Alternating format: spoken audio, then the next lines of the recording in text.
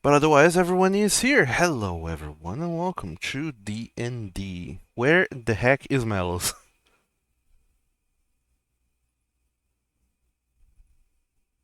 The clock is chiming. Well, Melos will show up eventually. One would hope. Anywho, um, it's been a hot minute since our last game. Does not feels like it, and I guess it's because it has really not been that long. But welcome back. So, last time around, some things have been going on. You all had been traveling along with a caravan led by Bort the orc, the dwarf actually. Bort the dwarf was an orc, a very short one, who was leading a trading caravan all the way from Mercantis up to the Chipped Ridge Sarmak. After making all the trek and getting there, you were welcomed into a village with a very weird political situation that was going on, and after learning its ins and outs, you realize that probably it's for the best to not get involved until people involved you in it. You were asked by by one of the orc shamans, an old lady by the name of Vafak, to please take back to Mercantis with you, or at least out of this village, a young orc girl named Shala. As a seer and a diviner of sorts, Vafak had seen that Shala has a very bright future ahead of her. However, she would not ever be able to reach her potential trapped there in Shipped Ridge, because every male orc born in this village would either need to be run out or killed, and every female orc ends up as one of, well, either the wife of or a servant of the orc chief, the only adult male orc around. After pondering for a while how to resolve the situation in the best way possible, whether be it by smuggling the girl out or whatever, you ended up going with the most direct approach, which is down with the patriarchy. You arranged... Murder. Yes. Hooray. Murder. You arranged for an ambush in a nearby canyon, lured the man there under the pretense of going out for a hunting party, and with the help of your local gay merchants, Gavris and Vanek, you Wait, they're gay? I thought they're just sword swallowers.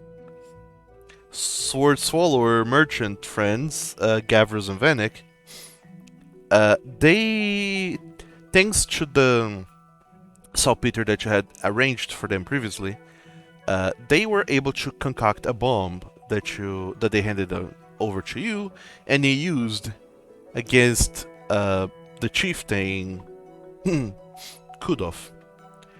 In doing so, you did not kill him, but you weakened him enough. After also he fought a big F-off snake, and then all 5 of you rushed him to try and take him down, and you did. although it was a surprisingly difficult fight. Even after being blown up by a bomb and killing a snake single-handedly, he still had enough of a fight in him to almost take some of you down with him. Thankfully, you all survived. Mostly unscathed, except for poor Dust, who got slapped. And same for Atticus and Basil, who almost went down. But overall, you guys are doing fine. You return to the village with the corpse of Kudov, who bled out until he died. You informed everyone of the situation, and they were, for all intents and purposes, kind of okay with everything that had transpired. They prepared him for burial, while Bort prepared the caravan to leave, to go along the trading route back to Mercantis. And as part of this traveling trading caravan, you all only march during the night when the sun is not so high and so blisteringly hot. You all did the things you needed to do. You gathered your things along with Shala, since you decided to heed the seer's words and take her with you, but also Shane, a young orcish teen who was already kind of sort of going to be kicked out of the village, less so because he's a young male orc who's coming into maturity and would be a challenge to Kudov in the years to come, but also because he's a... Imagine how insecure you must be to be afraid of child taking up your place. Yeah. Well, not only that, but also Shane was incredibly insufferable to most people. So even after Kudot was gone, they said, no, do not be here, be gone. So he also joined your caravan. We thank you for saving us from this terrible fate. Please, take this, our least favorite offspring. Can you please save us from the terrible fate again? So, all of you have gained 2 new travelers with you in your caravan. Shane, the insufferable orc teen, and Shala, the young orcish girl with a future and a bit of an attitude as well. Not I so know. insufferable. Okay. It's the got Pink Ranger. Yes. Otherwise, as the sun started to set, you gathered your things and prepared to leave the chipped ridge Thahamak, trusting the elder shaman Vafak to lead the village into prosperity now that the tyrant is gone. And that is where we left off. I believe we remembered everything that has transpired. Yep, that seemed to fit everything. Okay, hopefully I'm not forgetting anything. So, please everyone go ahead and open up your character sheets. Give yourselves 1 point of, well, your inspiration back if you spent it. Remembering that inspiration can be used at any time to re-roll any d20 roll that you make, but you can also use that on one of your colleagues. Or you can offer each one of your colleagues so they can re-roll something that they failed, if you happen to be present. We could sacrifice them. Or that. Do we have to take the new roll, or can we pick between them? You I pick. think you get the best. Yeah, you get to pick which roll you want. So not cursing your colleagues with your bad inspiration roll. Okay. Yeah, no. Yes. Just make sure to not beat down your colleagues and milk them of their inspiration. That's not approved. Yeah, this is a reroll and pick which result you want to keep sort of situation. Got it. So, everyone has reclaim their inspiration, I hope. With that, we're off. Also, just as a heads up, you guys are close enough to leveling up. To level 3. So look alive, because we might end up leveling up in the middle of the session, All right. depending on how things go. So,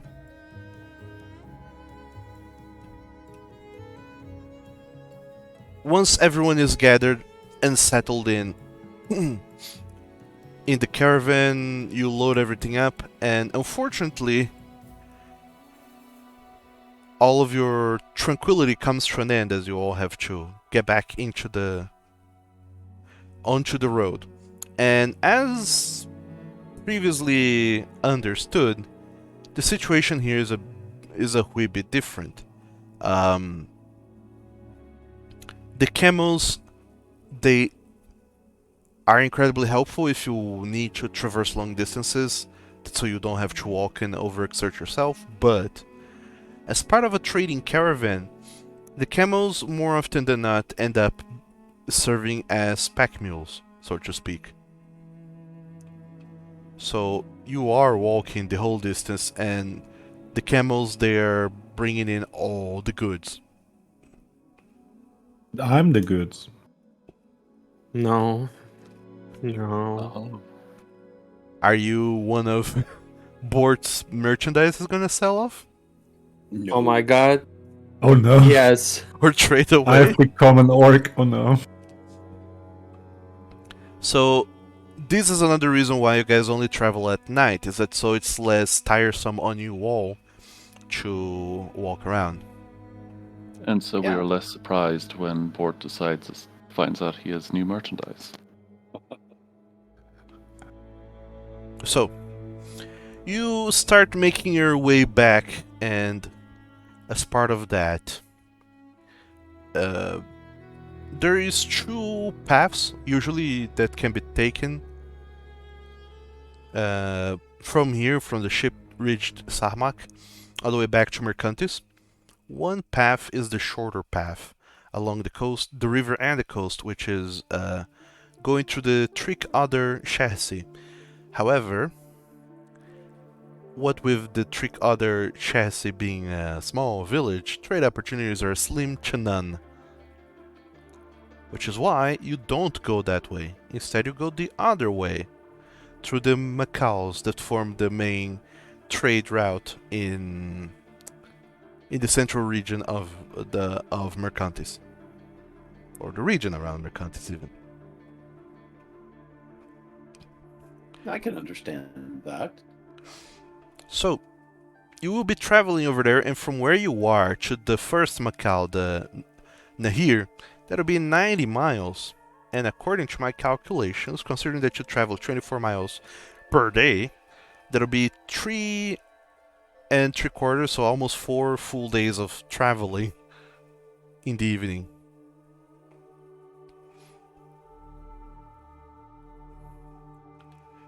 And I assume we can heal up fully during that time, right? If it's 4 full Yesn't. days, we can. Yesn't. We Yeah. will be doing long rests, but before we do get to the long rests, there are events that are going to be happening. Ah, okay. That's why I was asking you, Dust. Do you want to get a heal? Yeah, yes, please. I guess I would ask for that.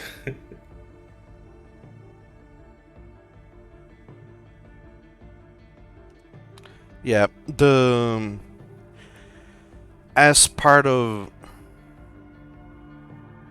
having taken part in the battle against what's his face, Kudov, when you came back to the Chipped Ridge Sarmak, you guys were just looking incredibly beaten up.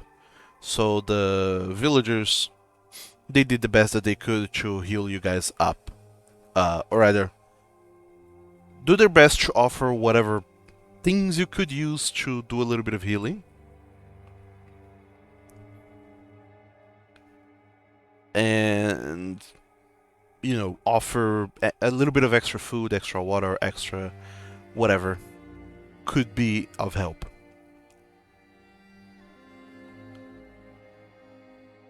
So, How do I apply the healing on myself? you have to do that manually through your character sheet or using the tokens that are off the coast to the left. Okay, thank you. We are drowning in healing. What? So, Tack, you're no longer concentrating on whatever the heck you were concentrating. You can remove that effect. No. Dust, you are healed 17 hit points thanks to Tack's magic. Thank you, Tech. And everyone else gets to heal another 5 hit points thanks to some of the villagers' helps. Oh, nice. So extra 5 to you, Basil, extra 5 to you, Atticus. Think Atticus is still missing health. I still have some left in my lay on hands. Heal up the 5 and I'll give you the rest. So that would be 3 remaining for 3, Atticus. yes. 3 for him. Let me just do it. Alright. I imagine Cobalt has left, so... I'll can't heal believe him. such a thing as possible. Say what? Nothing.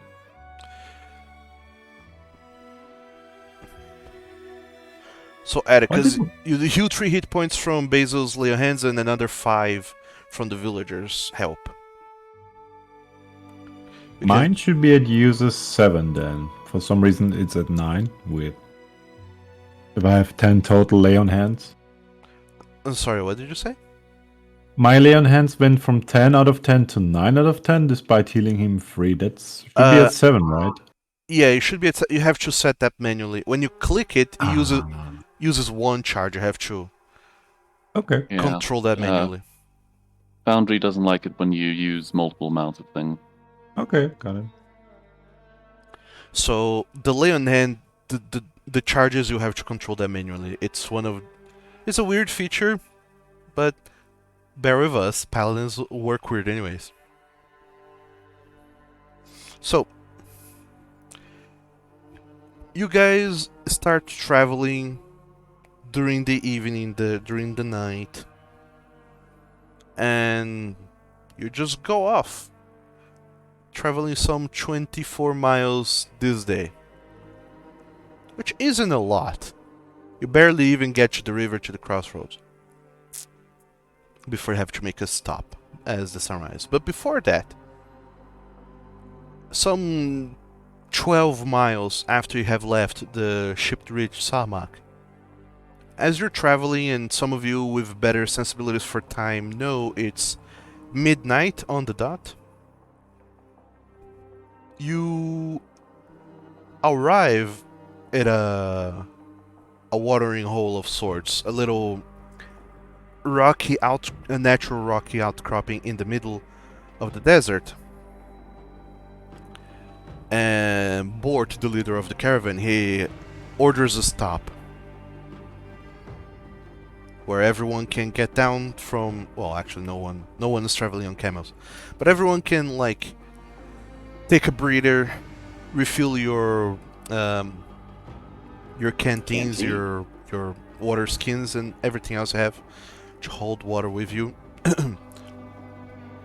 You also have the ability to stretch your legs a little bit better and really just get a brief moment of respite. And because there's a little watering hole, it's particularly pleasant to take a breather here. You guys have passed through here on your way, going to the Ship Ridge Sahamak before, and you do remember Bort talking a little bit, just kind of pointing things out, saying that there's the watering hole that travelers use frequently. Well, by travelers he means more so himself, because, almost no one ever comes to the Shipped Ridge village. And right across the road from the watering hole, there's a destroyed building. It seems like it was some sort of like small housing or a guard post or something, but the building, only the foundation of the walls remains. It has no roof anymore. Most of the walls have been destroyed by time and erosion. But otherwise, it's a nice little place to camp at. Some of you do worry a little bit that this dilapidated building could be used as a trap of sorts, but once again, Bort reassures you that no one ever uses this path here. All of you take some time to rest. The camels, they start munching on some cacti that are around and about. And you do have this short moment to rest. Shala, she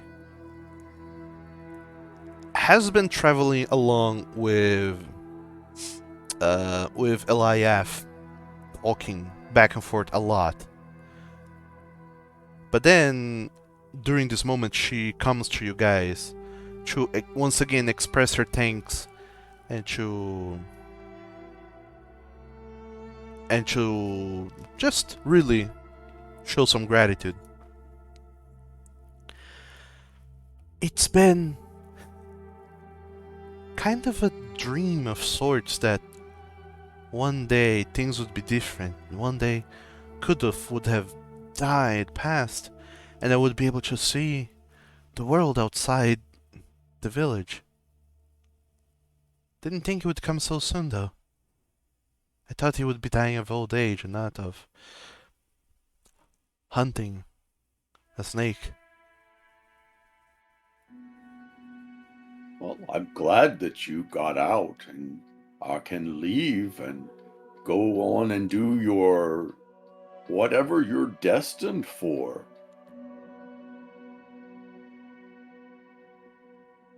Well, that is a thing I've been thinking about. I've talked to Vafak, and she said that in Mercantis, there, according to Bort's stories at least, there's people of all shapes and sizes and kinds, and it's a city rife with opportunity, but I don't know the first thing about civilization and society outside of my village, that is. Well, you could stay with us for a while if you would like, and that way you could go to school and such and learn. School, is that a place where people go to learn, right? It is. I think I've been told from Bort's stories that there's an academy in Mercantis. There is. It's a lot of people who teach different things. That's where I learned how to do artificing. Have any of you also been to this academy? Not to that one, no. Nope. No, I'm closer to your situation. I don't know much outside of my own village. Ah. But you've been to Mercantis before, right? Yeah, it is quite intimidating, but at least you have more friends. You know, we'll take care of you. Oh, thank you. That does put me at ease. Are Yeah, I don't know what I would do with myself if it wasn't for Basil. Like, without him, I would be completely alone. But yeah, we are starting to start weaving our net of connections. So yeah, it's not going to be as hard for you. Yeah, you just need your friends to help you along. Well, friends would be nice. I'm. Part of me is What already. friends that she has in Mercontis? Oh, Us. Just us. well, yeah, I mean, you guys and whoever else I end up meeting while there. To a degree, I already feel somewhat at ease knowing that I have Bort and Shane with me there. They are brothers to a degree. Except Bort Do you is. expect Shane to be any good in the city? I think he'll go bonkers. I don't know, to be honest. Bort, he's always out and about traveling, according to him, what with his trade caravan. Maybe I'll join him and travel the world, see all there is to see, maybe. Or maybe I'll see if these academy things work. Or maybe I'll have to stay and look after Shane, because I think he will go bonkers, yes. Yes. And. This- sorry. No, go on, Dust. The shaman said that you can see the future. Can you see your own future? Well, Vafak said that she could see my future, and she said that I have had potential. I haven't really had the opportunity to hone in on that yet. That's why I I need see. more. Well, she said I needed all kinds of teachers to show me the proper methods of doing things. How did she realize that? Do you sometimes get like dreams or anything like that? Or does she just have a hunch? Oh, she is a seer herself. She has the ability to see and sense those things way better than anyone else. I see. Well, when you get a hold of your abilities, I would love to visit you for a reading.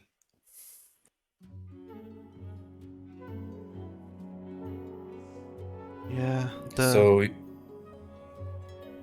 the biggest thing I think is that all that she knows is things that she learned just passed down from generation to generation. And there are gaps in that knowledge. And even then it's more so knowledge of tradition rather than actual academics as they call it. Then the academy would be the place you would want to go. Yeah, I think so. Who knows, maybe I can. Maybe, depending on how things go, Shane could also be convinced to join the academy. Speaking of which, have you guys seen him around? I haven't seen him for a while. I saw him when he got in the caravan. Well, I would like to take a moment to talk with him. Could you guys help me search for him? If it wouldn't be too Sure. much of a bother to ask? Sure.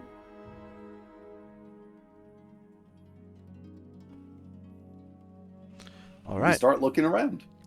So you guys do start looking around in the caravan amongst the camels and everything else to see if you can find the boy. And I'll need everyone to go ahead and give me a survival check.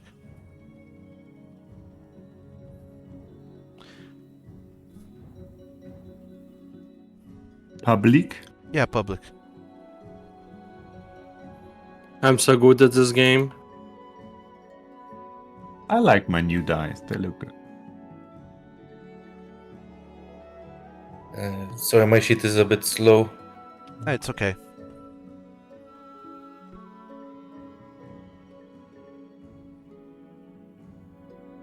I believe I have to roll for Atticus as well, since he's not here.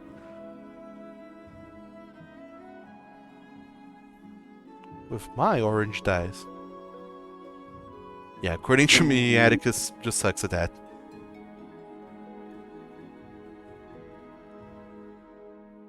He's good at killing things, not surviving things. Wait a minute. That's a good one. Nice. Ooh. Well, this is not a check whether or not there is a failure. It's a check just to see which one amongst you all rolled the highest. Because as part of this, all of you split up. The caravan is kind of stuck in Let's place. split up, gang. The caravan is all like in place, so there's no reason for you all to just be trudging about all in a band, all in a pack. You're not really leaving to go too far away. So you do split up, and Dust, by splitting up from the group, you do find that there's a set of trails in the sand. And this set of trails does looks like footsteps and a little bit of shredded leather and cloth. And you look at it curiously until you notice that the trail stops next to a large cracked rock. And looking at it a little bit better, you notice that you see somewhat of a shape atop this rock. Is it board shaped? No, it's Shane shaped. Oh, no, that's worse. I mean, that's who you're looking for. Sorry, yeah. It is dark, but I was checking this last night, and all of you have dark vision, so it doesn't matter. As you see a Shane-shaped shape atop this rock, and you realize that he has climbed onto the top of this boulder. Okay. And I- I'm gonna climb as well. Okay. It takes you well, actually, it takes you no time at all. You have Yeah. Climbing Yeah, my speed. climbing speed is the same as walking. so easy enough. You just skitter up the cliff wall, and you see him there. Shane is just kind of on top of this boulder, looking around, kind of breathing deeply but quietly, and he seems like he's going through some kind of anxiety moment of sorts, almost as if he's preparing for something. And he sees you, and he kind of breathes out, letting a long sigh, and he says, "Hey, that's some good climbing there." Huh. Yeah, thanks.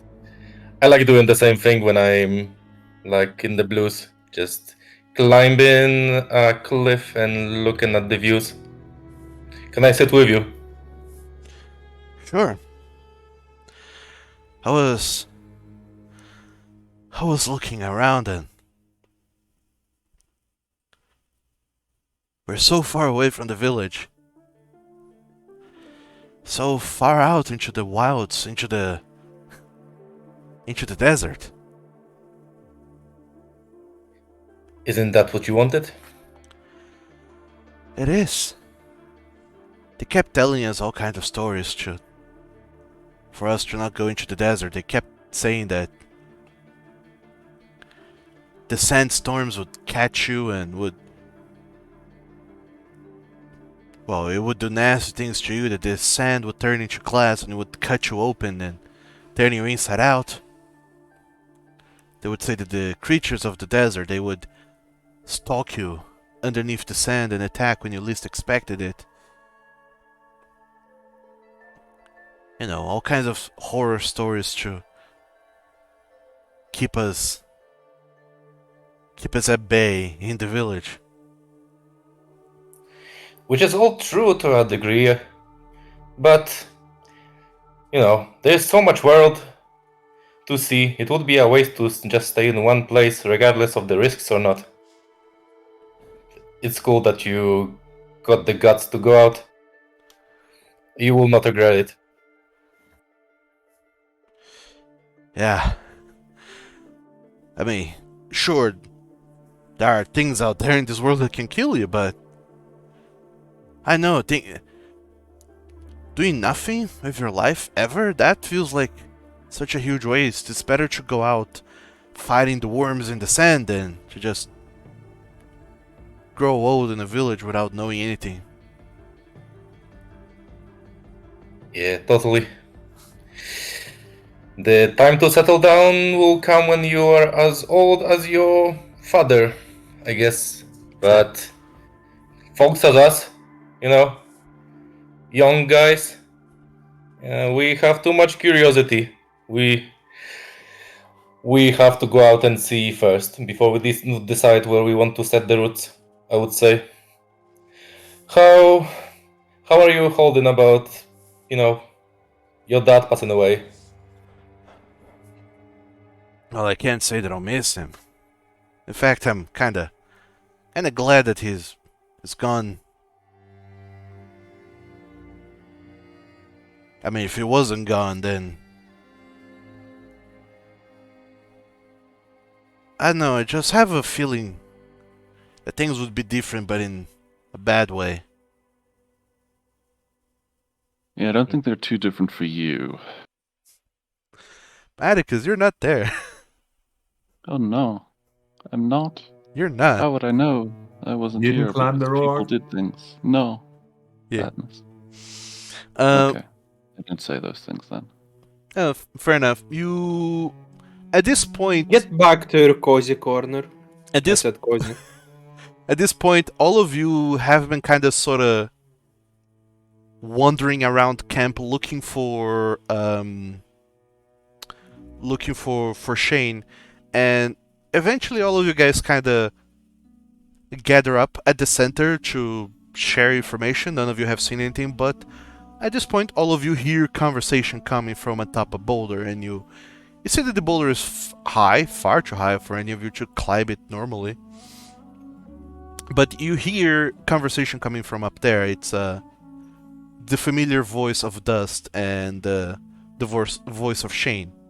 You can't quite see them, but you can tell they're on top of this thing, talking to one another. Are you guys okay up there? Yeah, we're going down soon. Mm, Do you need help climbing down, Shane?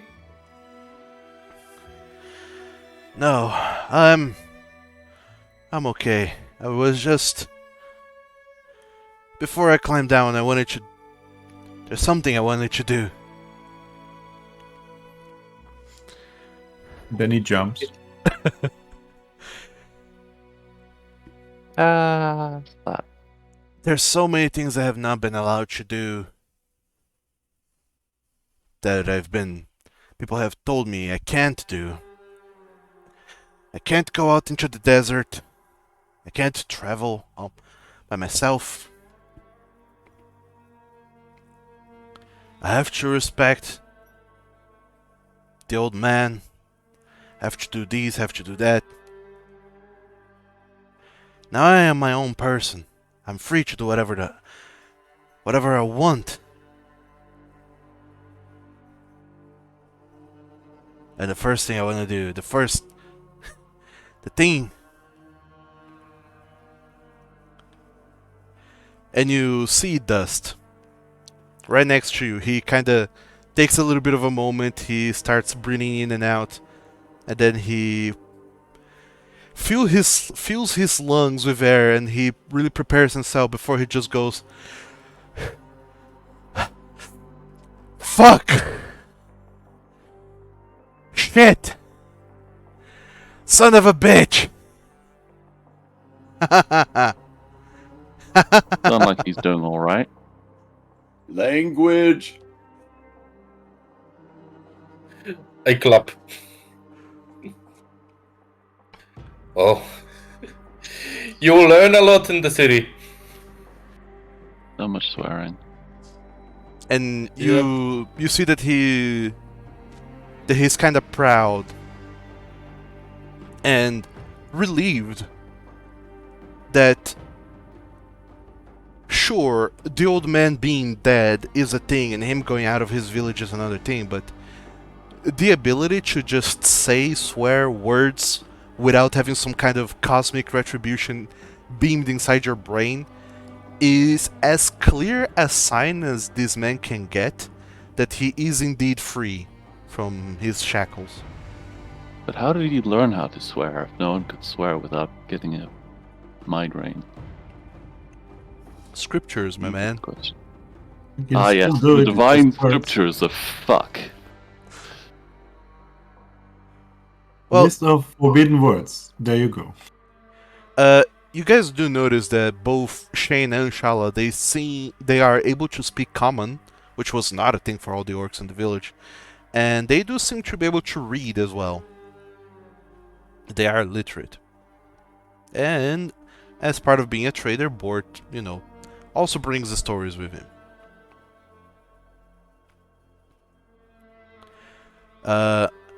However, with this renewed vigor and motivation, knowing that this is a clear sign, him being able to swear without feeling any kind of shock in his brain or anything, without having his nose and ears and eyes bleed, he knows he's truly free and that his life is his own indeed. And then he really fills up his lungs and lets out another mighty shout of some curse word. Mighty fuck. A mighty fuck. At which point, all of you guys that are down from the boulder, you see this. His loudly shouted fuck echoing through the deserts and the wastes. And it takes no time whatsoever before Borch just comes over running. What is going on? What nonsense is this? Keep quiet. Puberty be hitting. I he's think getting you might. wild. I'm surprised you don't want to join this board. No, you don't understand. Keep quiet. The sands are alive. And he shushes you all. And all of you guys kind of take a moment to see what the hell Bort is talking about. And everything seems quiet. You hear no noises whatsoever except for the dripping of water coming out of the rocky outcropping and the munching of cactus from the camels. But Bort seems really alarmed, and I need everyone to go ahead and give me a perception check. Why don't you? Are they munching on the cacti? That must hurt.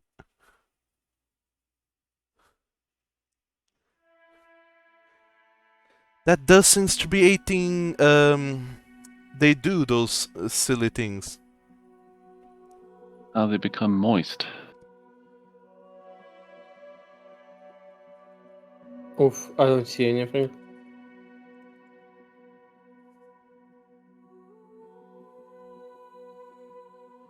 So,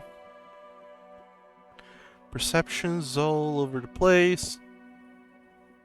Dust, you're the only one who notices this. Everyone seems kind of quieted down to a degree. And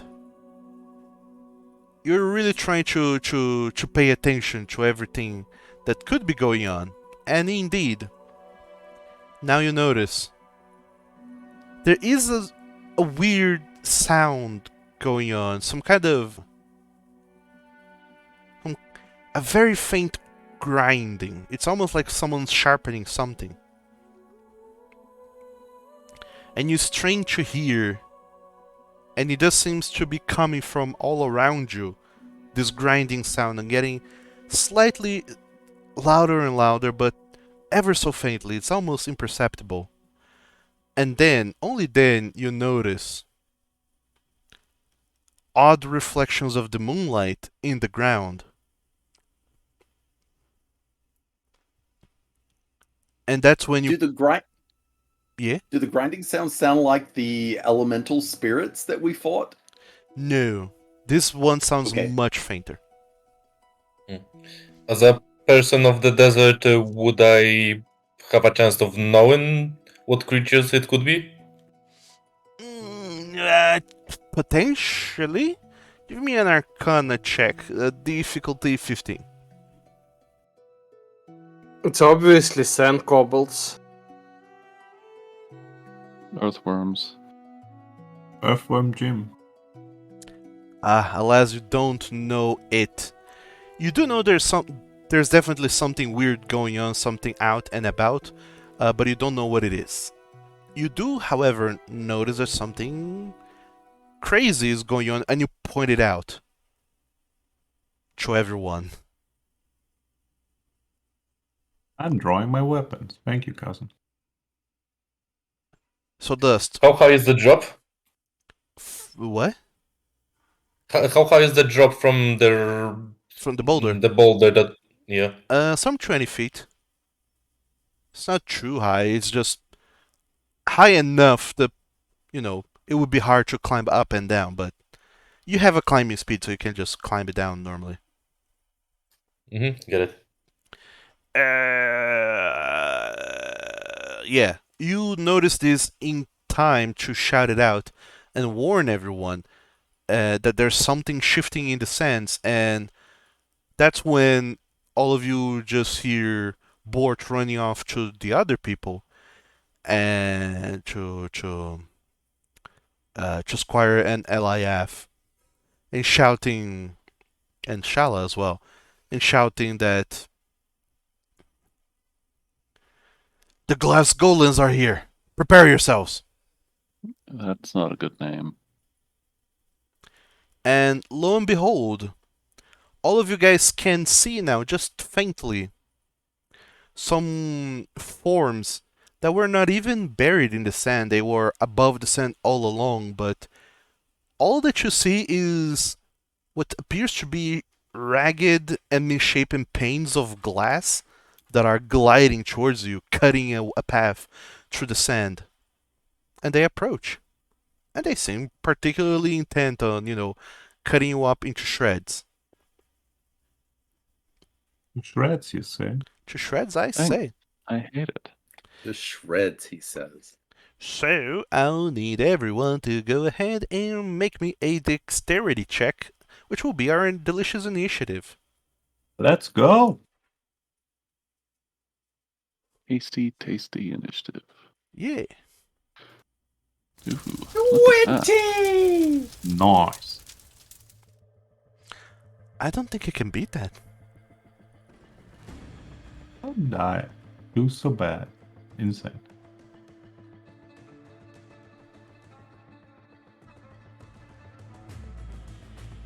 Alright.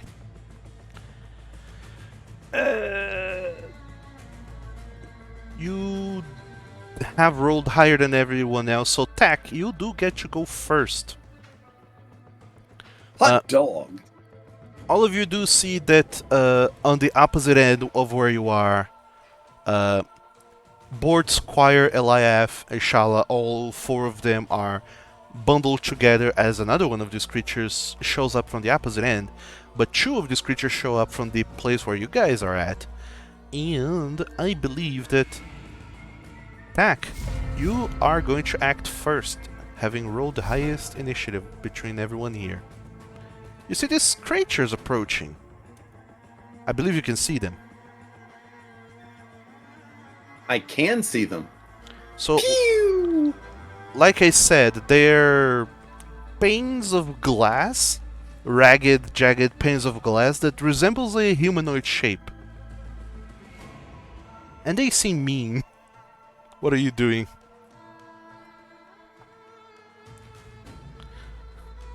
If in doubt, Eldritch Blast. Oh, you're Eldritch Blasting them.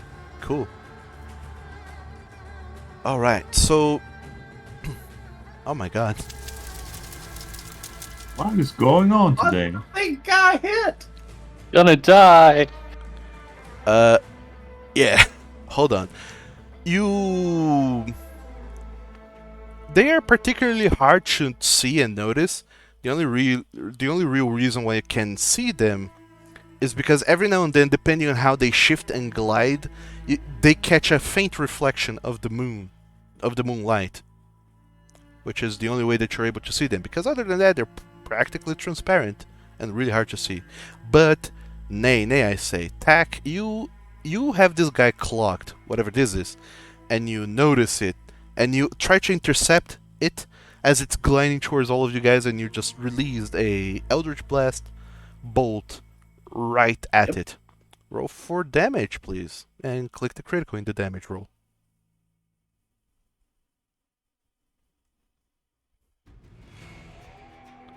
Alright, 13 points of damaggio. Of force damage? Force. Force damage. Okay. They're over there. That sucks for them. Okay.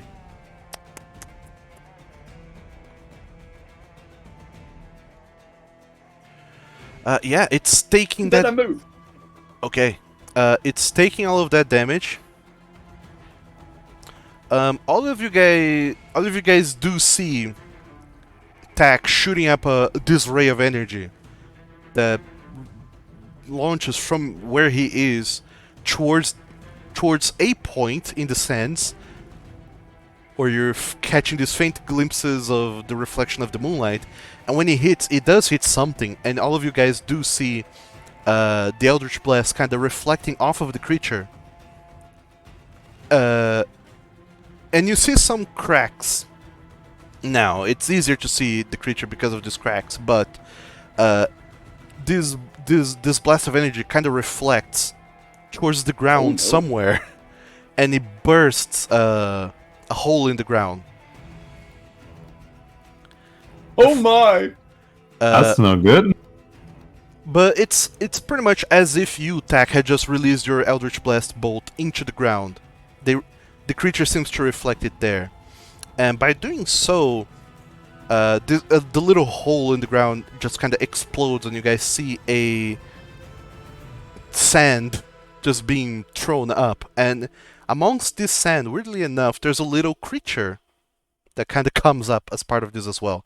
And this skittering little lizard just kind of goes up flying and then lands on the sand, and immediately becomes aware that its hiding spot has, the gig is up. Baby, no.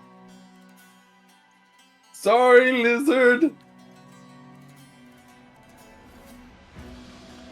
But all of you get to see this. This lizard looks exquisite. It has a incredibly shiny golden tail. And Oh my god, chase after it. If we kill it, we get upgrade of material. it looks around in panic. Intends to skitter away to safety whenever it gets the chance. Tack, that's gonna be your turn, right? That's my turn. Alright. I don't have a thing to end my turn, so I don't know how to do it. No, it's fine. Don't sweat about it. The Galash Golems are gonna go next. The one you just attacked is gonna go next.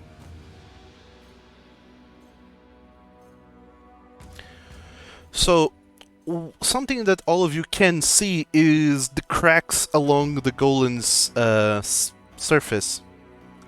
They start to heal up by itself. Yeah, they start to heal. Oh no. And then it glides towards you, Atticus. That fiend. It glides across the sand.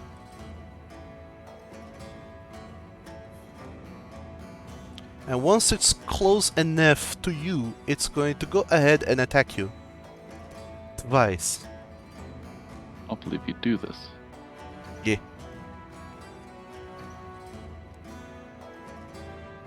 So Atticus, the first attack misses.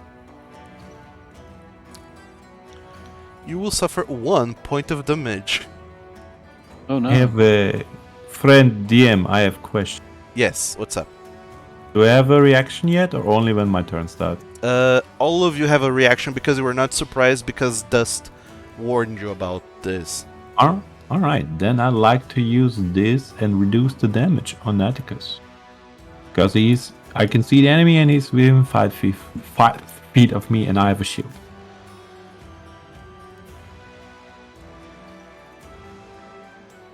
I guess since they're unlikely to other reactions, fair enough. Okay, so you're reducing this 1 point of damage, or the damage on the Yes. next attack? No, from this one. I need to roll a 1d10 and add my proficiency. Well, so I'll do Well, that. He just you've suffered. taken damage, so Alright. it doesn't matter how much damage. I would have probably kept that for the next attack. Isn't the first one stronger usually? No, It's two of the same attacks. and this one missed. Oh, never mind. Okay, I'll do it. Then I can't do it anyway. My bad. I'll do it for the next week. Okay. Well, I took damage, but yeah. So the second attack this creature tries to do against you, Atticus, also misses for a total of 3 points of damage. Which, if you were to use your ability now, Basil, then it would totally reduce it to 0. I'll use it now, obviously. I'm sorry. Okay. So Also, I'm getting like 5,000 messages that I can't do something and I'm not doing anything. Yeah, it's some. I think it's on module my is end. Being weird. Okay.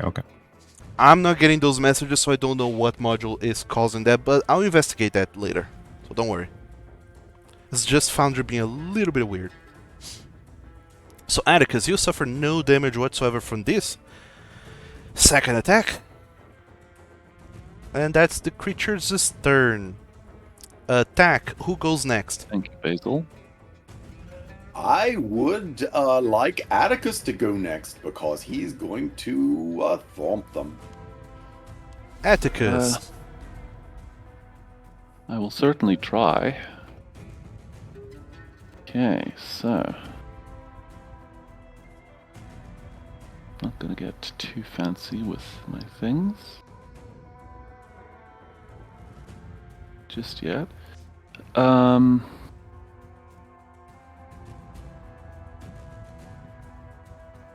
would like to use a bonus action to attempt to do a tactical assessment on this thing. Alright. As your bonus action, right? Yep, that is my bonus action. So that will cost 1 stamina point and... No roll required. What do you want to know? I would like to know...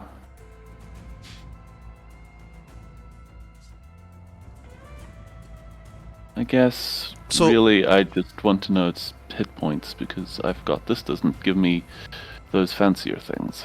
So, on top of everything else that you can learn, you can also learn the nature of its regeneration feature. If you'd like that. That would be nice. Sure. I'll go with that one. Alright. The nature of its regeneration feature is that it regenerates 10 hit points at the beginning of its turns, except when it takes damage from bludgeoning or thunder damage. Okay, well, I will let people know about that. I unfortunately don't have either of those. Most unfortunate. But that is fine. I have a big stick with a blade at the end of it. Sure. I'm going to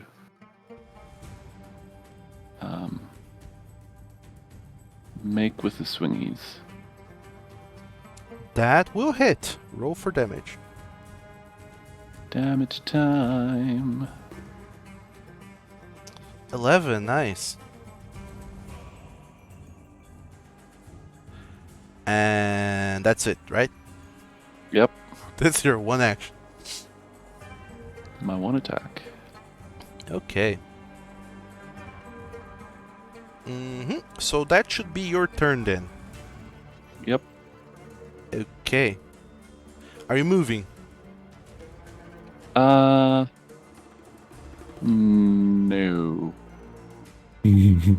Okay. Then it's the other golem. It is going to move. Unfortunately, it was too far away from you all before Yes, it got very noticed. unfortunate. Before it got noticed by dust, it was too far away. So instead, it's going to move and then use an action to dash and move again, and it's going moving right against you, Trakar. But that's all it's going to do on its turn. So yeah, that's the golem's turn. There's nothing else you can do. Atticus, who goes next? I'm going to hope that Drakkar has something thundery based and say he goes next. Basil swings his big hammer over his head. Just a wink. Do you have a hammer? I thought you gave it back. I didn't. I forgot. Oh no! Yeah, You'll get it after the adventure. It's a better story arc anyway. So Squire is just fighting with fist and tooth and nail. He is emotionally distraught. So Atticus, who goes next? Well, since apparently we have a hammer wielder in our group, I will say Basil goes next. Basil, it's your turn. What do you do? still not sure if I should go for the little baby over here, but I kind of want to smash the glass thing. So Fair enough. I can run after the lizard. yeah, I think you're better at that anyway. Okay, I'll do this stupid thing. I'll step up to the glass thingy and see if I trigger a reaction. I'm still having my hammer and my shield equipped, so I can still re-equip after it. All right. Let me If you see. if you flank it, you get a bonus to your attack. By the way. I know. I'll move over there. Mhm. Does it do anything? No, attacks of opportunity only happen if you move out of a creature's range. I am still inside. Good. It's so Alright. nice that you don't have to just take 5-foot steps next to fucking everything. Mm-hmm. And I'll...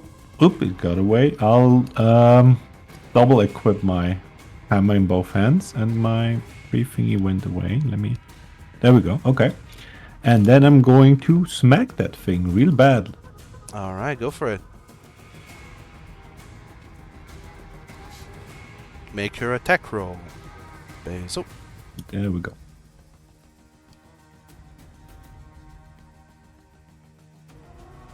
Ooh. Oh boy. Oh boy. That's a critical hit, so you can go ahead and roll versatile damage and click the critical button and see what I comes out. want to add my smite too. Okay, you can spend one spell slot to add your smite and because it's a critical, you would roll 2d8 plus 16 to the damage. Alright, how do I add the smite from the spells? We do it manually. Woohoo! Okay, then I go for versatile damage first, yes? Yeah, go for the versatile damage first. Crit. Oh my! And then on your character sheet, in features, I believe they're the Divine Smite. If you click that, it'll print a card to chat, and then you can click damage and then click critical on that. Versatile or damage? Or Damage. smite? But crit. Yeah. Nice. Yeah, I think the first we hit undead or fiends. Oh my god!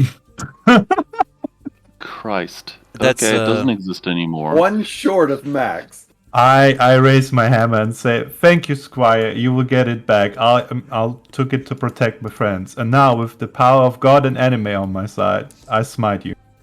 Thanks to the power of the Lightbringer, you deal 53 points of damage to this creature. It ceases to exist. I do believe that the gloss elemental has been glossed. Yeah. It has been returned to sand. I'm sorry. It has been pulverized. So just your regular attack, the 22 damage, was enough to kill it. It had exactly 22 points remaining, but the 31 is some extra on top of that. You turn it into dust. It goes back into being sand. Recycling. Yes.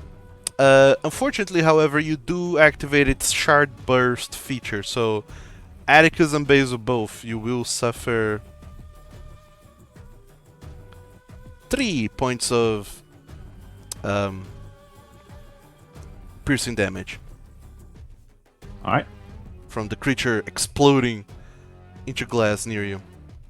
I think we double dipped. I'll return the free. Yeah, I added that myself. I Okay. have the buttons here, it's easy for me to do. But yeah, Alright, for all then. intents and purposes, this thing is dead. It ceases to be. And you still have 15 feet of movement if you want to go anywhere else, Basil. Oh yeah, never mind. Yeah, I'll do that. Not enough for flank. Oh yes, I can flank with attack. Yeah. Yeah, you can flank with tack. Is that your turn? Yep. Okay. Now it's the Golden Lizard's turn. It notices all of these loud noises, thunderstorm and booming noises that's going on. Something's crazy is happening and it wants no part of that. It will skitter away Baby, no.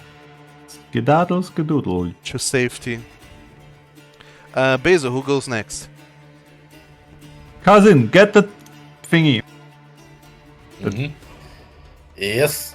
So So- Dust. I will. So I spend a key point for my step of the wind Mhm. thing to double my movement speed. Now it's at 80. I will spend the 15 feet of movement to run down before jumping off onto the floor and whatever is left is left to reach the lizard. Do Tabaxi So- not have that thing that lets them double their movement speed anymore? Isn't that action? No? It's feline agility. Feline agility lets you double your movement speed if you For free. for free for one turn. Yeah. Uh, It's the feline agility and feature you have. and Hmm? you can't use Let it me just until say, you yeah, be still. because But it's free. is it once per long rest or something? No, let me see. It's until you don't move again. Okay. Yeah, then I guess I don't even need to use the key point in that case. So I just use my feline feats. Okay, you use your feline agility then to run double your speed, which would put you at So that 80. would be at yeah. So that would be 65 feet of movement to get to the lizard, right? Is that correct?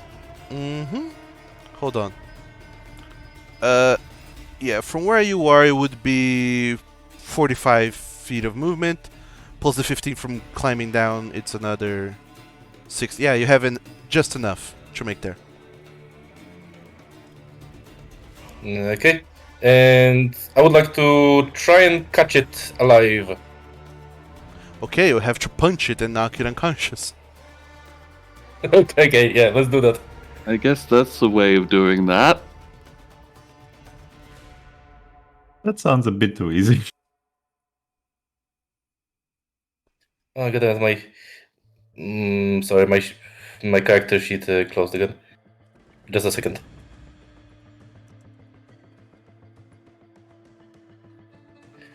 Oh, it takes ages to reopen it. Sorry.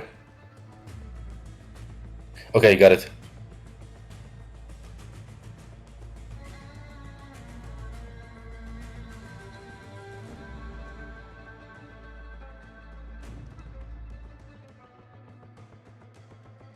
Okay. So, okay, you're using your regular attack to attack it. A 13 will miss, so you do only half damage. Okay. So you can roll for damage. Mm-hmm. 9, nice. Okay. Halved to 4. The creature is still alive. Okay, so in that case, But Hmm. at least. okay, it's badly injured.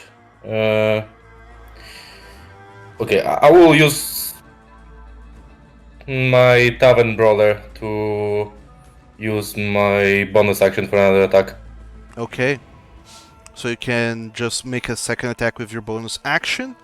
You can just make the one attack, or you can use a key point to make a flurry of blows and do 2 attacks. That's up to you. Mm-hmm. Yeah. Uh, in game in terms, badly injured, is it still over 50%? It's below, I believe. Okay, I will try just with my bonus action. Okay. Make the I roll. would be Okay, that hits. horrified if it had 8 hit points. Does it hit? It does hit. Roll for damage.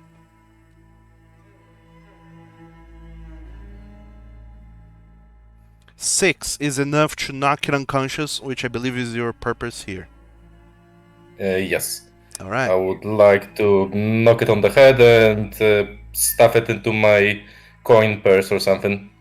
Sure. You see this creature running away. You quickly go to it, punch, knock it unconscious, and stuff it into your pockets, and turn around to notice that you ran a lot. You're very far away from your companions.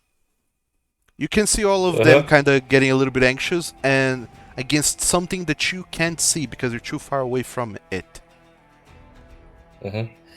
Yeah. But that should be your turn, I believe. Well, I had 80 feet of movement, right? And run towards there was 15 feet down and then 45 to the lizard? You have 20 movement left.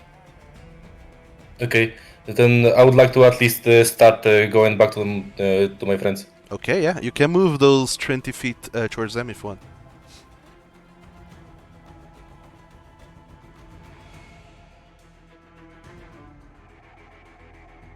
Is that 25? Oh, that's 25, sorry. One down would be 20. Got it. Yeah, so that's my turn. Okay, Dust, who goes next? Actually, Trakar is the only one who still has a turn. Yeah, then Trigger. So Trakar, Finally, remembered. I exist. Hi.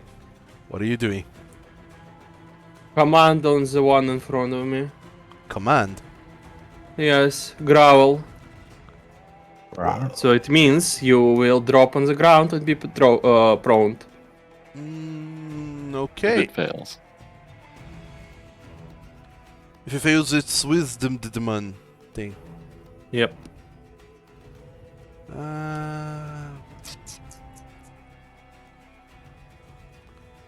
So I'll tell you right away, Trakar. The creature does not seem to be able to communicate, nor does it seem to understand language, which means the spell would fail. Ah. It needs to be able to understand language, or your language, to understand a command. I'll just say it in glass shard noises. I'm joking. Right, then that is a no-go. The sound of glass shattering against the ground does convey what you want. Well, too bad it doesn't work like that. Anyways, rapier.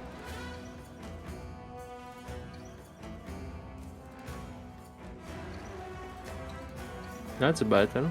Oh, that's good. That will hit. Roll for damage. Yay, it was worth it. Alright. Are you moving? Or bonus No. action anything? Bonus action, Budding Inspiration on Basil, and Basil comes next. That's all. Alright. So that's Woohoo! the round. We'll get to Basil after the enemy gets a turn, After these messages. since they're in the minority. So, the glass golem gets to go up next. It will look around to all of you. It does not seem to be smart enough to tactically assess which one of you is the biggest threat, so I'm just gonna roll. 1 for Basil, 2 for Tak, 3 for Trakar, 4 for Atticus. I'm number 1. Oh no, I'm number 1. You are it. It's going to attack you twice. So Basil, first attack is going to be against you. A hit. You shall suffer 6 points of damage, already applied, and then it attacks again.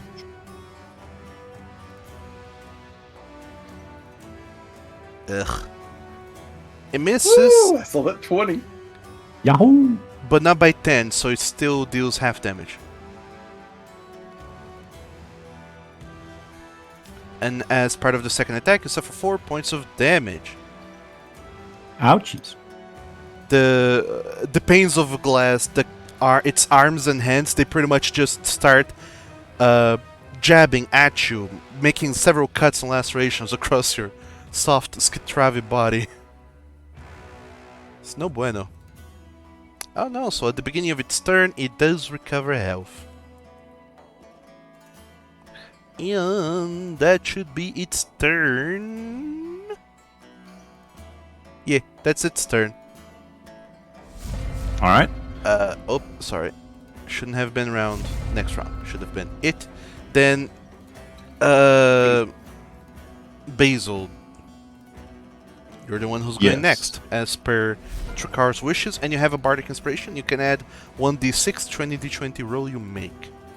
Mm-hmm. You're up. What do I can do it after a roll, right? you- Yes. Alright. I'm then going to I'll say that try yes.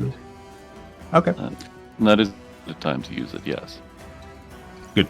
Then I'll try to smack that thing with my versatile hammer again, because we need that. Okay, go for it.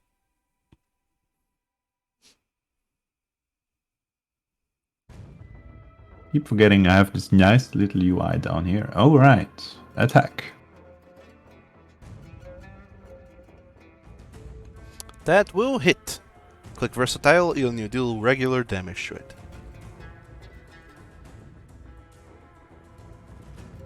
7. Alright. There goes your regeneration ability. Fuck you.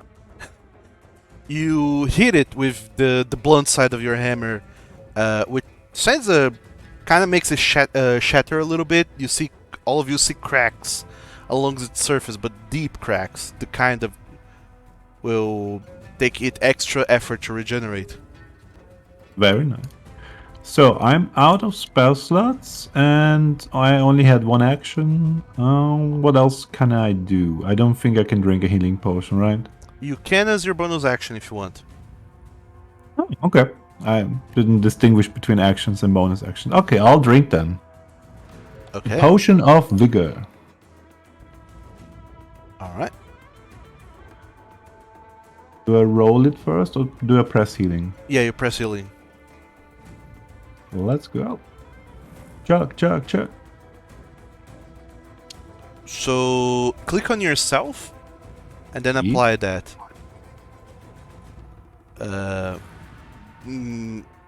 Toggle from Yep, selected yeah. to from targeted to selected, or just add 3 points of damage of healing to yourself. Got And it. if you want, you can roll 1 hit die as part of that. One hit die. If you want. Yes. Which one again? On your character sheet, next to the bed icon, there's the short rest button. If you click that, then you have the option to roll hit die. One hit dice. There we go. Okay. You can roll 1. And healing has been applied directly. Alright. Sweet. So as part of your bonus action, you drink a potion of vigor, you recover 7 hit points, and that's your turn unless you wanna move. Mm, yeah, I've moved one up. Okay, so now flanking it with Trakar. Alright. Who goes next? Basil. Rakar. Okay, Trakar, it's your turn. Get him, Trakar. Whoa. I'm Look not at this. a fighter. Why me? Because you always take the last turn. Yeah, you complained about it beforehand. Remembered you. Dude, that golem. I'm not going to hit that column. He's badly injured. Like, maximum I can do is 4 piercing damage.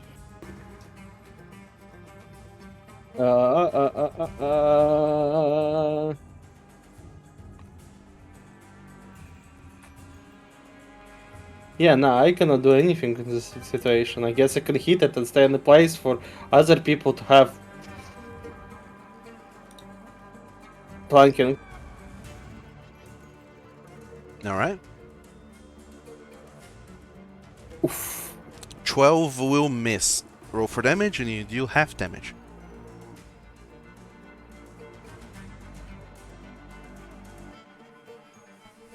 So that'll be 4 points of damage. Anything else, Trakar? No. Okay, then who goes next? Oh wait. Bardic inspiration, I suppose. Okay, you throw a bardic inspiration to Atticus as well. I lost one. Yes. And incidentally, he goes next. Atticus, you're up. What do? Well, I'm gonna go in flanking position. And then I'm just gonna land a mighty blow on it. Okay, go for it. That's gonna be boop. Which is then I make an attack roll.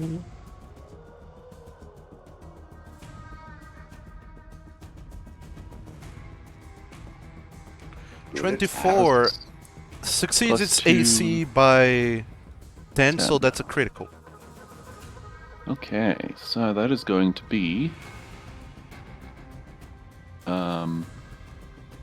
Well, so first click the damage and roll critical.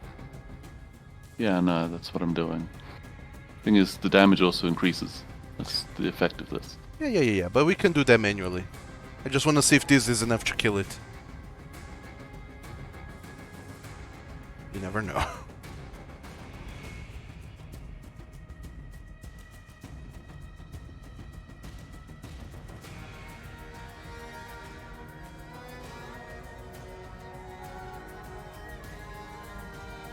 What?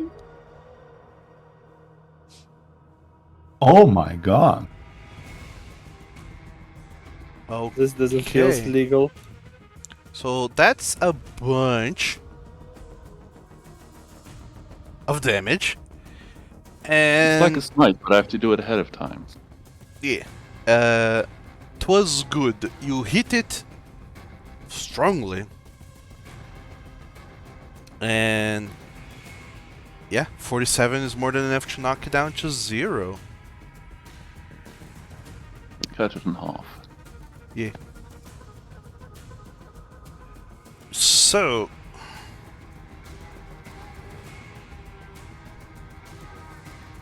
as part of it being a glass golem, you guys have not stopped its regeneration feature, so it will regenerate. We did stop its regeneration feature by hitting it with bludgeoning damage. Yes, Oh, hammer Basil time. did. Yeah, never mind. I forgot. So, yeah, Atticus, your attack just shatters it. Instead of, thrusting or slashing with your sword, you do an upward slash thrust with your great sword, and you explode it into dust. that just goes up into the desert night. It explodes though, so everyone that is Basil, Atticus, Trakar, and Tak, all of you suffer this much piercing damage. 6. My special eyes. Oh, no. I'll apply that to you guys. Oh, never mind. You're already Already. doing that. So yeah, all of you take your 6 points of damage, but Eat your glass, kids. what? Eat your glass, kids. Ah yeah, each your glass. So Tak and Atticus have applied the 6 points of damage to you guys. Oh, well, I had applied it already, so let me add 6 back. Oh, sorry, He's going for seconds. Oh no. never mind. Okay. As all of this happens, you look over to see that Bort, Squire, Eliath, and Shala, among their own efforts, also managed to break the other glass golem on their own. And at the end of the day, quiet and stillness comes back to this little area of respite as the glass golems are shattered and destroyed. Effectively. Truly and really. Good. No more yelling in the desert.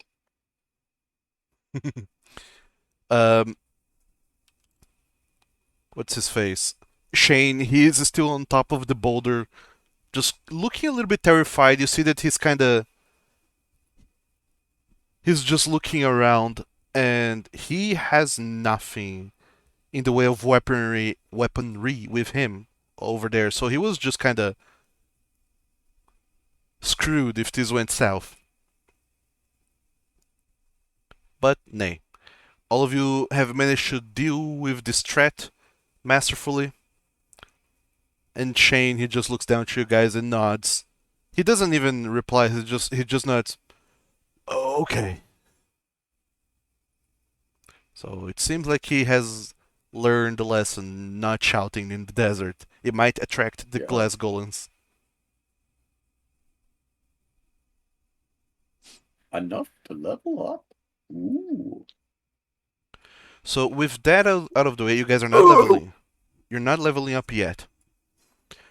With that out of the way, Bort, he comes running over to you guys, inquiring to see if all of you are doing okay and what has happened as part of all of this. So far, so good. Did anyone over there get hurt? You do see that some of them are bleeding, pretty much every one of them, except for Shala, who mostly stayed in the back at a distance. Everyone is bleeding and everyone seems to be doing kind of bad, kind of poorly. But Bort just nods. Yeah, let's just patch up our wounds and finish replenishing our supplies and let's move on before more of those things show up. So we're not going to camp here for the night? No. Besides, we still have plenty of moonlight to go on. We'll camp when the sun Alright. rises. Yeah, All we right. camp for the day, not for the night. Yeah. That's what I meant. I thought this happened later in the morning, but it was midnight. Yeah. But for all intents and purposes, you guys have dealt with an unforeseen and somewhat weird threat. Woohoo! Masterfully done. Basil, go give Squire back their hammer.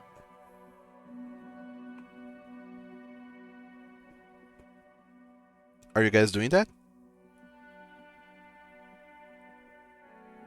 Well, I mean, it is his hammer.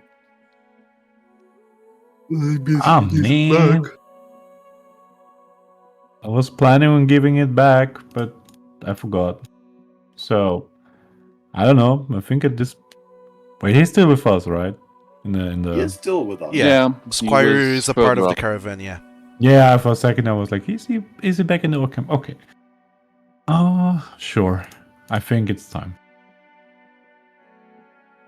So I walk over to Squire. Mm-hmm. You see that Squire, he had to rely on punching the creature, so his hands are all covered in bruises and cuts. But he seems to be doing alright. As a matter of fact, he is apparently somewhat of a healer himself, so he is using the blessings of the Lightbringer to heal Eliath and Bort as part of this. Ah, very nice. Oh, Basil. Glad to see you Hey. guys are doing good. Yeah, I had a good weapon to rely on, so I just hold out the hammer. Gonna miss it, but it's yours. It's not right to keep it. Does a lot of good back there. Like, I don't know if you saw, but I smashed that thing to the ground. Yeah, I'm glad that the Lady of Light was able to help you in your moment of need. Yeah. If you do it for your friends, always hurts more. To the enemies. What? Well, Anyway, here. It's yours. thank you, Basil, and well, thank you for everything else you and yours have been doing as part of the caravan as well. It's been very nice to see the kind of things you guys stand for. Yeah. Do you, and he points at his wounds, do you need help for that, or? No, it's fine. I'll take care of these and of the others as well, and you should take care of your own group as well. Alright. And then I walk back. All right. Basil, as you walk back, you notice that Gavros and Venik, they've come out of the woodworks, and Gavros is kind of with his arms crossed, just sort of in resignation, while Venik is trying his hardest to sift the broken glass from the sand and put them all into a little packet to study later. Well, first of all, good for them for coming out. And second of all, be careful with that.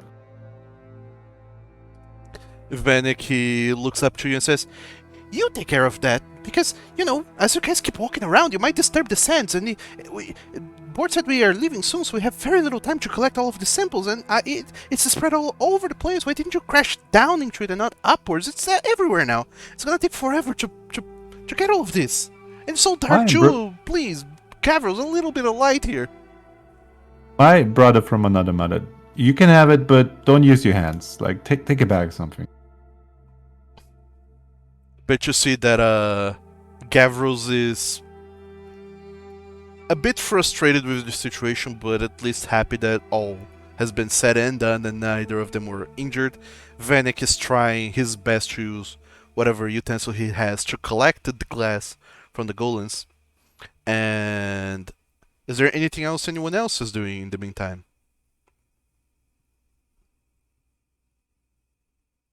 I want to go back to the lizard. Dust has the lizard. Yeah, I think that they're all trying to figure out what the lizard is. Yeah, so I show the lizard. How does it look up close? It has a golden tail, right? Yeah, it You said? looks kinda... There's no better way to say this than it looks like a nondescript default as all hell lizard. It's could not be more lizard-like. Except that it's somewhat big, like almost iguana-sized. And Okay. Yeah, so it wouldn't fit in my like coin purse. It's smaller than an iguana. It's big enough that it's not like a skink, a tiny lizard, but it's not so big that you could ride it. It's like about as Do you long want as your me- forearm. Do you want me to Okay. heal the poor things that you just almost assimilated Yeah, yeah. into nothingness? Yes, please. Is Uh, Let me Better see if I small have like one a way. piece of ropes. Yeah. Before you guys go on, Dust, as part of this, you looking over the lizard, it does have a bright, shiny golden tail, and you can see that the rest of its body is just like kind of grayish, blends a little bit with the terrain that you are in, like gray brownish. But depending on how you turn it around, a little bit of the moonlight catches on its scales, and you can see a very faint golden glimmer. This is a special lizard indeed. If you want to try and recognize it, all of you can go ahead and make a nature roll, difficulty of 20. Ooh. Ooh, okay. Yeah, sure. Oh no, Okay, I I think need it a was critical. close. Uh, Stop just as pumping my a die. Basil and Atticus, the both of you still have your bardic inspiration. Oh yeah, I was about to ask. Yes, please add that. Well, it's Well- not going to hang around for much longer, so sure, it's Yeah. D6, right? Yeah, add a d6 That- to that. You'll succeed either way, but there is a small chance that Basil does not. I want Speaking to. of small chances. There we go. I fucked up. Yeah, what? Oh, yeah. I was so close. So, Basil, you're almost. It's at the tip of your tongue. You remember this, especially as a merchant. You remember hearing a lot of talk about a golden-tailed lizard and things. You never seen one in person, and you're almost getting. You feel like you're so close to getting, and when you are about to say it, Atticus he comes in and fills in the information that you're almost at the point of getting. This special type of lizard is a incredibly rare lizard that a lot of people would pay a bunch of money for, because this lizard is both a delicacy and also has somewhat of a religious meaning to some people. It's commonly known as a luck lizard, mostly because only the truly luckiest people seem to be able to notice it when it's around and about. Oh my god, we just need to create the scent all the time. But on top of that, you do know why people pay so much money for that. Less so the lizard itself, but more so its tail. Its tail is incredibly valuable. The tail of a single lizard goes up for 2,500 gold pieces, Oh my. because Yes. the tail is a delicacy. If you eat it, your maximum hit points increases by 1. Forever. Wow. Yeah, What the permanently. shit? Oh, nice. So people from all over are willing to pay a pretty penny for these little critters. Just roll better in your hit points, dummy. Don't have to eat lizards for it. Agreed. Lizard is pretty. You shouldn't eat his tail. We should keep it as a pet. If you want There to we eat go. a lizard, I might. Never mind, I'm not going to continue the sentence. You're off. Yeah, that was the reason why I was asking what is it a boy or a girl tracker? Because I- maybe we could. I can probably tell you, but like, might as well learn anatomy yourself. Do we know if that's a lizard that regrows its tail? Well, what I'm going to say is, whatever you decide to do with it, certainly hide it if we reach the city and we still have it. Yeah, that's Well, fair. true. It'll get stolen. And I went to the city and they stole my lizard. no, Basil, this lizard does not regrow its tail. All right. Okay. I feel like people would have figured that out a long time ago if that were an exploit, as it were. Fair. And as a matter of fact, the tail is kind of magically, as best as some people can explain, the source of health for this lizard. If the tail of the lizard is removed, it will die on the spot. Speaking of health, Oh, I'll bring it back to life. Let's go. All right.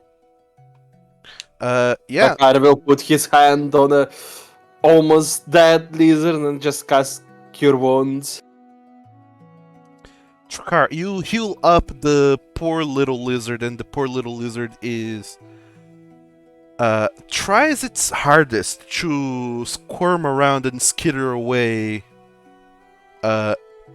Thankfully, Dust has a strong enough grip that it doesn't, but the lizard does not seem to care very much for being anyone's captive. And this what should we is- do with it? Do we want to sell it? Do we want to eat it? Or we could even let it go. I'll take my rations and break a small part of a dry whatever food there is and feed the lizard with it, so it will come down. It's a friend, It's a fan. It's fan shaped. not food. I love how we healed 17 hit points on a lizard, 18 hit points on a lizard, and then 5 hit points on our party member. That's Sorry. Right. Our priorities straight. Absolutely. You got 5 hit points back, Basil. Basiled. I got basiled. Okay. So yeah, you heal up the lizard and you feed it a little bit of rations, and the lizard, it seems to calm down as it just kind of stays there chomping mindlessly on the dried biscuits that you have, and it seems to have calmed down enough that it's not trying to skitter away as hard as before. Hold on. What are my rations? Oh you my fed them all God. to the lizard. No. Why are my backpacks? Why I cannot yeah, open you- them? Your If you backpack is at the top somewhere stupid, isn't it? No, I have the ones that Doug set up for us, and now I cannot open them. if you click the little box next to the name, it'll expand. Thank you. Thank you, inside. thank you, thank you. Then you have Yes. you have 10 rations. Each ration lasts for a day, so you can just consume one. I have 9.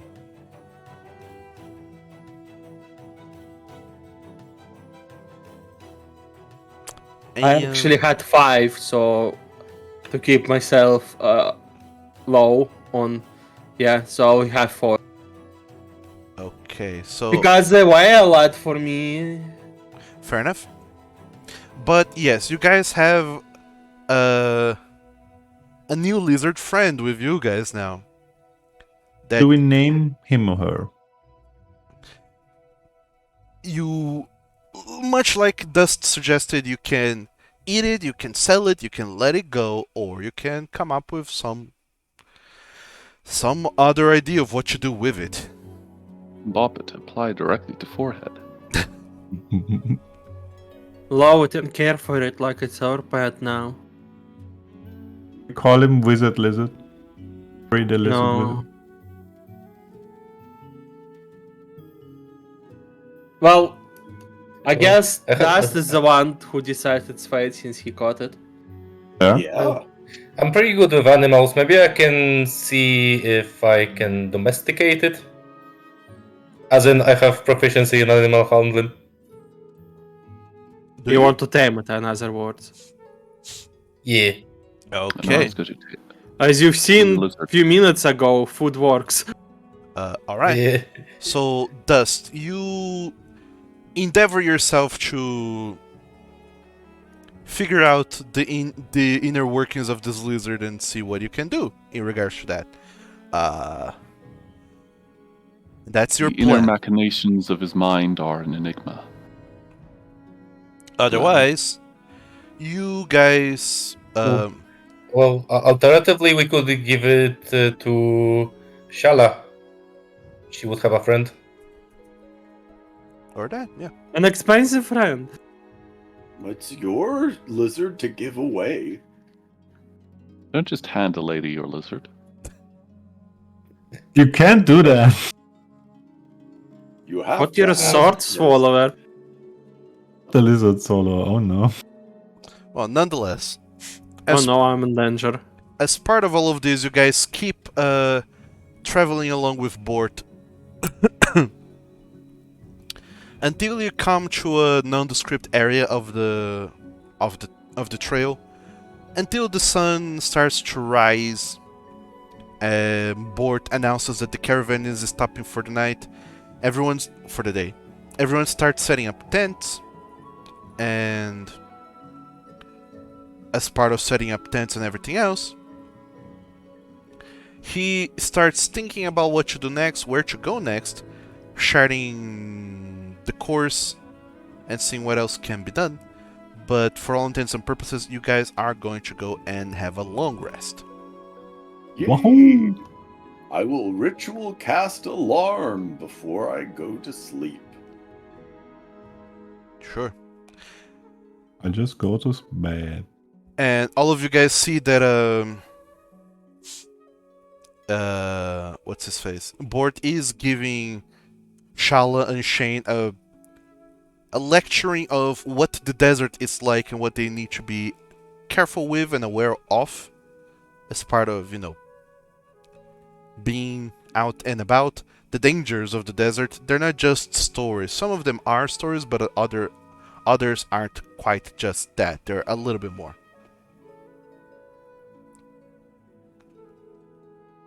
Nonetheless, all of you get to do a long rest and level up. Oh. Oh my. Archetype time. Mostly Yay. because nothing else happens until you guys arrived in Makal Nahir some 3 days later. All that happens as part of this is just you guys traveling across the deserts for 3 days without any events. Oh my god, a second level spells. Oh my god. I'm going No. to be hot. Anyways, how do I sound plutonium? How do you what? Never mind, I found the button. Are we Uh, leveling it up because we just rested? There should be the little plus button there next to your level thingy-majig. I figured it. I figured it out. And also for hit points, we're doing average. Yep.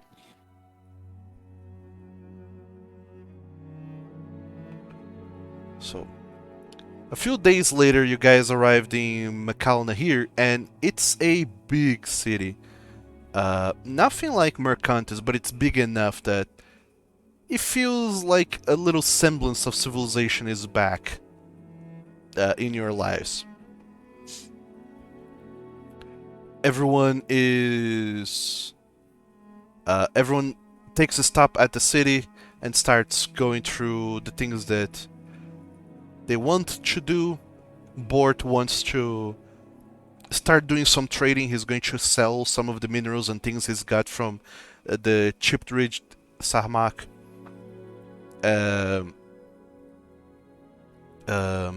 Eliaf, she wants to go to a library and take some time getting some parchment, some paper, some ink, and writing down a lot of things that she has to, that she wants to journalize.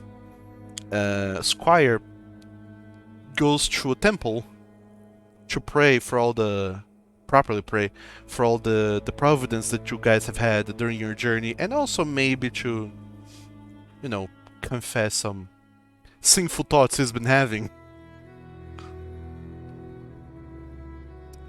And both Shane and Shala, they are kind of flabbergasted with just the amount of people there is, and not only that, but there's not just orcs here in the Makalna here. There's people from all types. There's plenty of orcs, sure, but there's also more char and hobgoblins, a shitload of skitravi. There's just all kinds of people in here. And they're fascinated, but also heavily intimidated.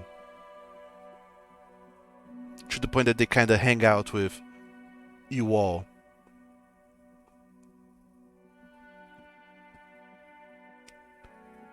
That's good. I mean, they can see how we practice our skills and increase our prowess as adventurers. Yeah. They kind of try to follow Bort around as Bort starts trading some things for other things, and as part of being a trader along a trade route, you notice that bartering in the deserts goes a much longer way than money actually does. People don't very much care for coin, they care more for things they can actually use. Except in the Macau, there's markets where people actually do trade in coin, but most people are still in a bartering system of sorts. And as part of that, it does not takes long before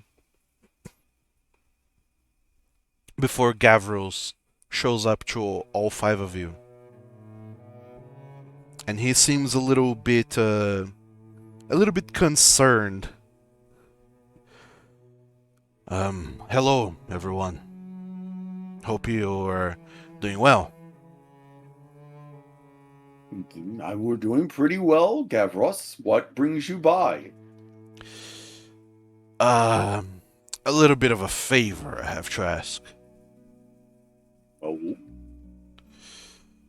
So, well, I'll just cut straight to the chase. We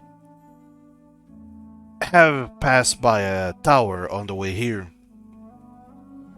that caught Venix's attention, and we thought it was not prudent to stop and investigate because he really wanted to get you to the city.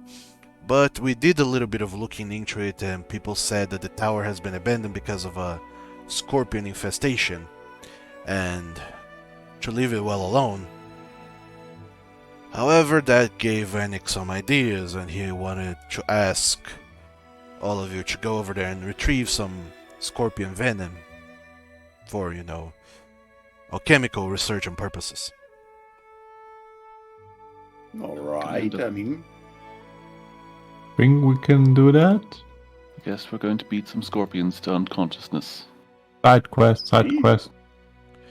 Though, then again, you don't need to take it upon yourselves. You can easily just say no to this.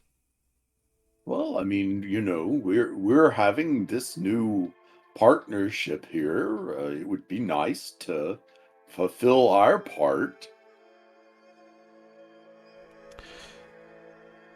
Well, yes, I suppose that is fair. I guess I was expecting our partnership to be a little bit more of we sell things to you at a discount and you supply us with ingredients, but less so we sending you off on errands where you just exterminate local life and collecting the remainders of what you leave behind. Though I'm sure that Venik is excited either way to see what can be done with all the things that you find in your travels. I'm sure venom can be used for a lot of things to heal people from other poisons. So, if you're willing to do this, I can give you the directions to the tower, and then, well, it would seem like Bort intends to stay here in here for a day, so you have some time. All right. Doug, how are you doing spells? Do we pick, or do we need to do research or things to find them, or what? As part of leveling up, you learn 2 new spells of levels you Right. can cast. I believe that's how it works for wizards. Yep. Do they get added automatically when I level up, or do I have to look up if I get some spells? Paladins, they prepare their spells per day. That said, your spells have not changed. Thanks. You can now probably prepare. Yeah, I got 2 more with the subclass. That's it, I think. Yeah. And Dust. Yes. I take it that throughout these 3 days that you guys have been traveling to Macau and here, you've been trying to tame the lizard, right? Yes, I have.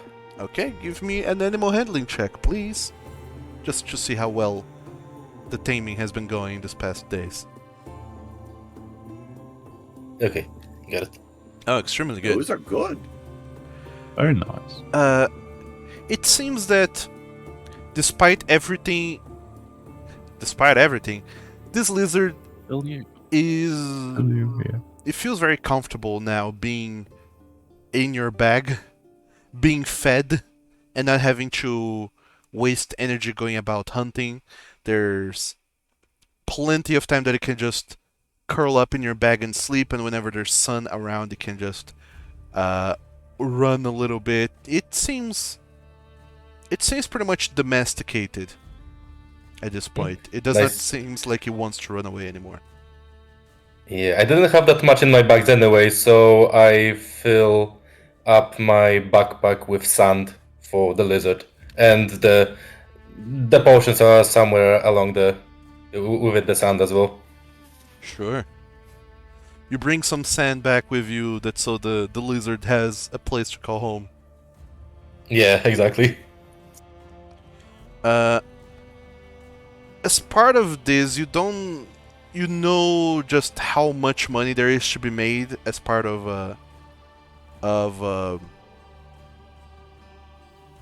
selling this lizard, or how valuable it would be to a degree to eat it up. But to another degree, you feel even more happy knowing that you've made a friend that's gonna stick around with you for... Yeah, exactly. Yeah, my initial motivations for the character creations are kind of crumbling for me, because my initial motivation was getting rich quickly, but I think I'll need to like rethink my character, because I think I have a little bit a better idea now what he wants. No, Good he just lizard. likes lizards, yeah. Good lizard can change Yeah. the whole world view, yes. Wink wink, lizards. Yes. No. What a character growth. It happens. I know. Character growth is not always linear. Sometimes it's a spiral. However, Character is growing. Help. as part of Huge now. Oh no. making a new friend and kind of vowing to yourself that this lizard is more important than money or any food, yeah, you feel a bond growing between you and the lizard, and as part of this, everyone is inspired, and you gain some experience. Oh my god. Level Best 4, let's decision go. ever. You make a friend, you immediately level up to level 4. Right. That's how friendships work. But Oh my god, let's go to everyone to the city and make friends. We're going to be level 20 by no time. has everyone finished leveling up? I I- guess it was easy.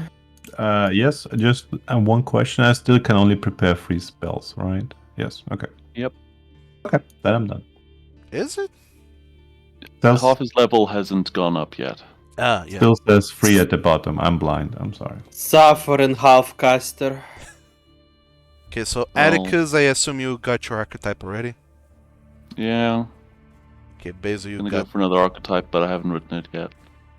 Bezu, you Well, got like- your archetype, and you got its features, I assume you're familiar Yes, with? I'm a wish.com druid. Actually, Is that oh. Doesn't paladins get their archetype at first level or second level? No, that's only Baldur's Gate. Yeah. The best D&Ds there ever is. Oh, fair enough. Never mind then. Did you get your archetype? Yeah, for I went with the open palm for now because you know, the most basic. But I haven't played a monk yet, so I don't need anything special. Fair enough. Tech, I assume you leveled up in either Artificer or Wizard. Wizard. Okay. Wizard lizard. So at level 2 you do get your wizardly archetype, right? Correct. I'm in the School of Aberration. Gotcha. And Trakar, you also got your archetype as a bard. Well, it asked me to do that at the character creation, but yes, it's working, and I have everything that archetypes get. Cool, okay. So, yeah, for all intents and purposes, you guys are rested, leveled up, hydrated in your lanes, and Moisturized. and you just got word that Bort is staying in town for a day over to conduct a little bit more trade and go to some meetings, getting some taverns, some inns, talk to all kinds of different people to see what other agreements you can broker up to get even better trades going on. And in this day that you guys have to kill, so to speak, some time off, a quest has showed up. Apparently, Vanek and Gavros, they want you to go to a tower nearby and kill some scorpions and bring back their venom, or bring the scorpions back so they can extract the venom.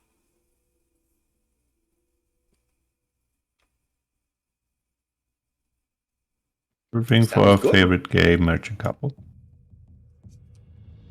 Or alternatively, you can just, take the day to rest and keep on with the journey. I mean, yeah, but money. Right. Yeah. We'll rest when we're dead. Fair enough. Somebody is in a grind set.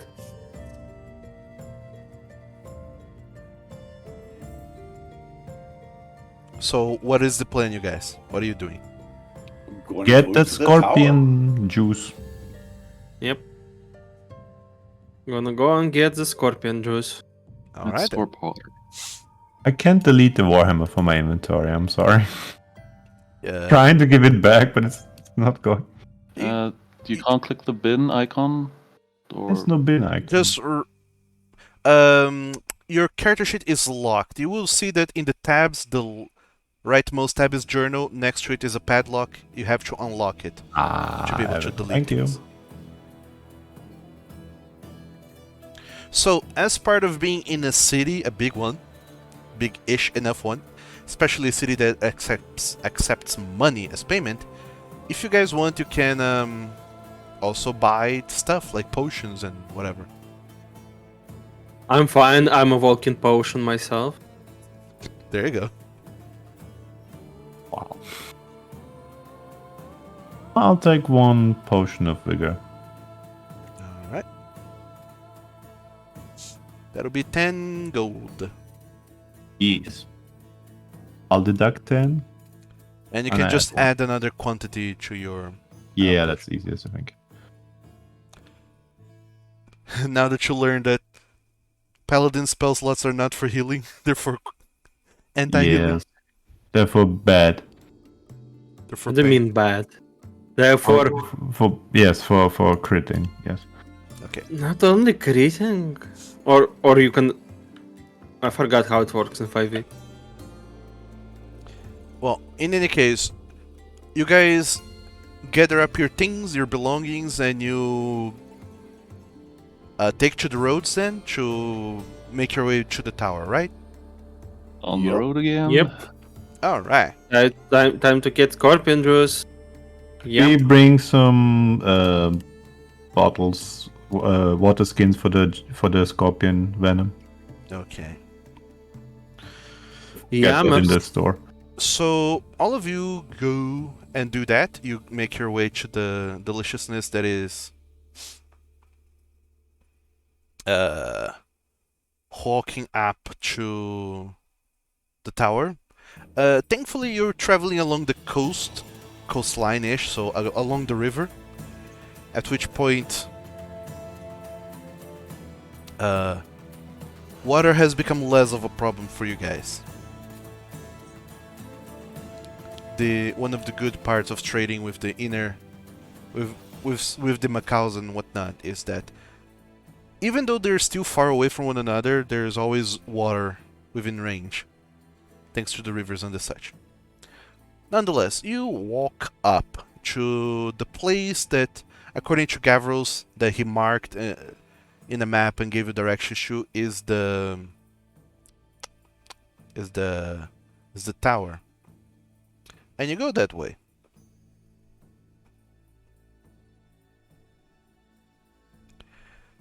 You see in the distance a tall construction, somewhat dilapidated, on top of a hill. Does seems to be the tower that was mentioned. And yeah, I assume all of you have your things ready. Insofar Yeah, as looking for scorpions. insofar as battle preparations are go. So The meme battle we're going to fight? Oh no! I mean, I'm joking. That was obvious. it was said, I didn't say this, but they explained to you that you're looking for the venom of a specific scorpion, one that grows incredibly large, a giant scorpion, as they call it. Ooh, giant. Oh my word. Oh no. Giant scorpion. They exist. Those are nasty if I recall correctly. Yeah, we'll figure it out. So we start approaching, and yeah, I need everyone to go ahead and give me a delicious perception check. Oh, that's what that was for. Do I roll a new one or use the one I rolled? Everyone. You're all suffered for me. Should I still roll? Yeah. The one I rolled was for something else. Okay. That explains Yes. that. Why do people keep rolling on top of my character sheet? This is so unprofessional. God I know. So you We're not very guys, perceptive. you guys try your best to pay attention to, and you hear a lot of skittering around, and you hear some snip snaps, a little soft hissing that some of you would recognize as scorpion noises, I guess. And you start approaching, and you see that there's a courtyard in this place, and on the opposite side of this courtyard there's a tower, and inside this tower there's a large F-off scorpion that is in there. And I think that's what they're after.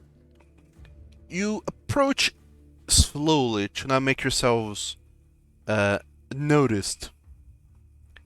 And I would like to request now every one of you to make a stealth check to get even closer. That's so you can properly discern what to do as part of a plan, if there's any. Unless you already want to start swinging spells and stuff. Elf, I what's imagine that? I'm not very stealthy. Same. Oh my god. How do you get a 1? Jesus Christ. I mean, I think I was supposed to roll up with disadvantage as well. Should you? You wearing metal armor? But short of getting an actual 0, I don't think that's getting any lower. What is fuck it. this thing's passive perception? For the vine. Let's go. Nice. Wow. He did it for the plot. Amazing.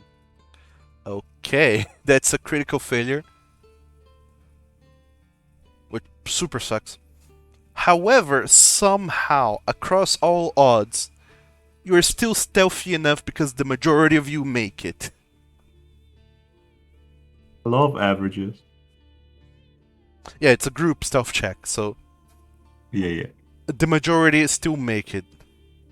Even being on a 3 successes against 3 fails, because I'm counting your fail, Atticus, as 2 because of the crit one. Mm-hmm. So 3 on 3, it's still like a pass. So you are able to perceive the situation a little bit better and do a little bit more planning. However, you cannot go any closer than you already are, but you have a good enough assessment of the situation.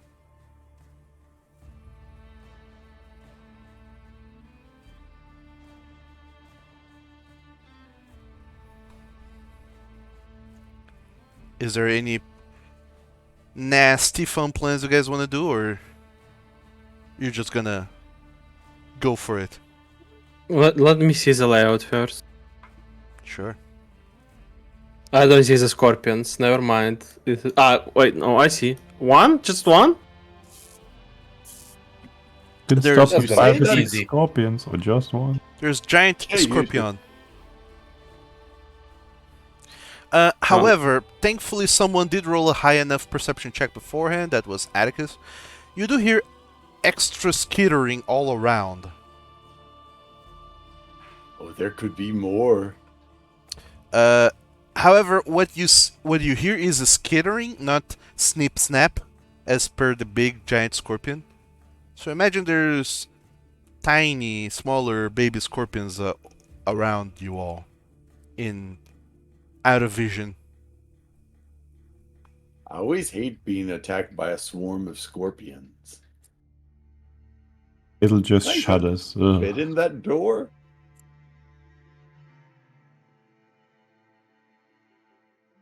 Maybe we should just stay back here and then just shoot it through the door. I mean, suppose that works. That sounds very efficient. Are we good at ranged? 'Cause I'm useless. I'm pretty Same. good at ranged. Alright. I don't have anything for a range one. I have some You wanna darts. borrow- You want to borrow my crossbow? Only if it's a hand crossbow. And not borrow Right. it, but take it. It's a light crossbow. No, I need a hand crossbow specifically. I Mhm. don't have a hand crossbow. Then I'm I pretty sure guess I you're die. proficient in light crossbows too. Take it. You don't know what I'm proficient at. What, you see my character sheet of something? Mm-hmm. It's his world. I mean, chances are you're proficient in all simple weapons. So, Stop meta gaming. Mm-hmm. So I'm joking. no one has a hand crossbow, two-hand, Trukar, right? No. no. Okay. Then yeah, I mean, unfortunately, he has a light crossbow, but it means he has nothing else for himself, no? That's fine. I shoot spells. I do Yes, the same, and- my guy. If nobody needs it, I'll take it. I only have a dagger to throw one, so a crossbow would be appreciated. Yeah, give it to Basil. Pew. All right, I will give it to Basil. Doug, can you drag my light crossbow and bolts to Basil? to Basil. All right. And I'd like to move here, if possible. Over In there. front. Yes. Okay. So Basil, you get a light crossbow Wow! and bolts, 20 of them. Is that a one-handed thing? Yes. No, it's two-handed. Ah, okay.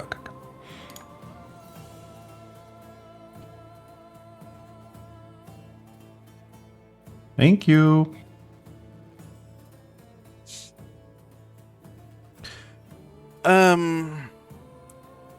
Okay.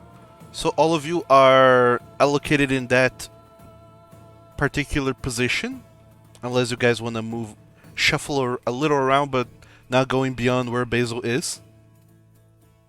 Can you put I'm me one good. spot to the left? I cannot move. Sure, yeah, the game was paused. Thank you.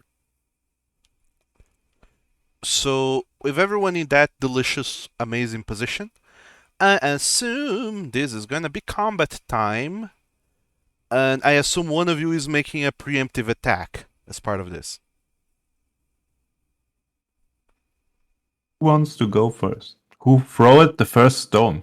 Yeah, whoever makes the first attack will do so at advantage. Well, Oh, I feel like if we have a mage with heavy hitting spells, You do could. you have heavy hitting spells? D10. That's it. Eldritch No. Blast. I do have a second level spell, but it's specifically for arrow effect, so I don't want to waste it on one scorpion.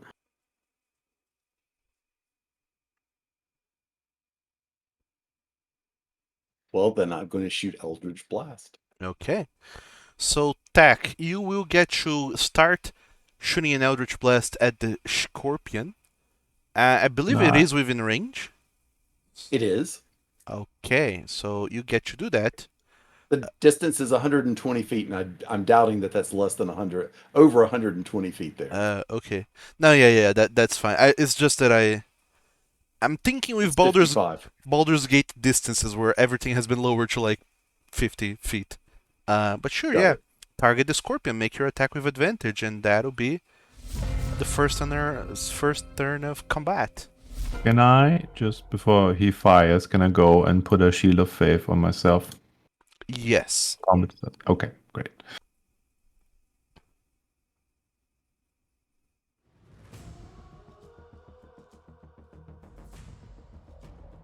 Good thing I had advantage. Cool. That's the 22 will hit. It's not a crit, but will hit. Roll for damage, Tak. 2. 2 points of damage. Okay. You lob this Eldritch Blast from across the courtyard. The Scorpion immediately hisses and turns towards you, noticing the threat. And now is combat proper. Tak, I want you to choose who would have gone next. The person who will go next is Dusk. Dust. Okay. Dust, I need you to make a dexterity check. To see if you actually do go next.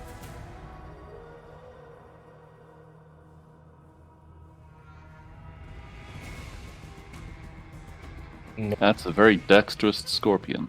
Mm-hmm. Yeah. So, no, the Scorpion gets to go next. So this is the turn order now. They have initiative advantage now. The giant Scorpion, noticing this, this nonsense, is going to start skittering towards you all. It's going to squeeze through the door. Oh no, it did the thing. And once it gets there, it's going to attack the closest target, Basil. Yes. Did not even see who was the person closest, or the person who attacked it. It's just going to attack whoever's closest. Makes sense. How can I get the buff on myself? I did cast a spell, I lost the slot, but no shield of faith. No effect. It's Hold on. Did In the spell card, when you have yourself targeted, there should be an effects Shield of Fate underneath, right? Ah, I didn't target myself, that's probably why. Target yourself, and there were effects Shield of Fate. Click the little arrow to the right, if that is available to you. Arrow? No. Yeah, at the very bottom of the spell card where it says all the things, at the very bottom there's effects, Shield of Fate. Can you see that or no? No. Okay, so it's a DM specific thing. Alright. You are Shielded of Fated. God. And now... I should have my shield equipped because my dagger is one-handed, sorry. My bad. Sure. Just not to be killed. There we go. Okay. Gigante Scorpion is going to go ahead and make its multi-attack against Hugh. 3 attacks, 2 if it's close and 1 if it's a sting. This is gonna suck. So, friend Basil.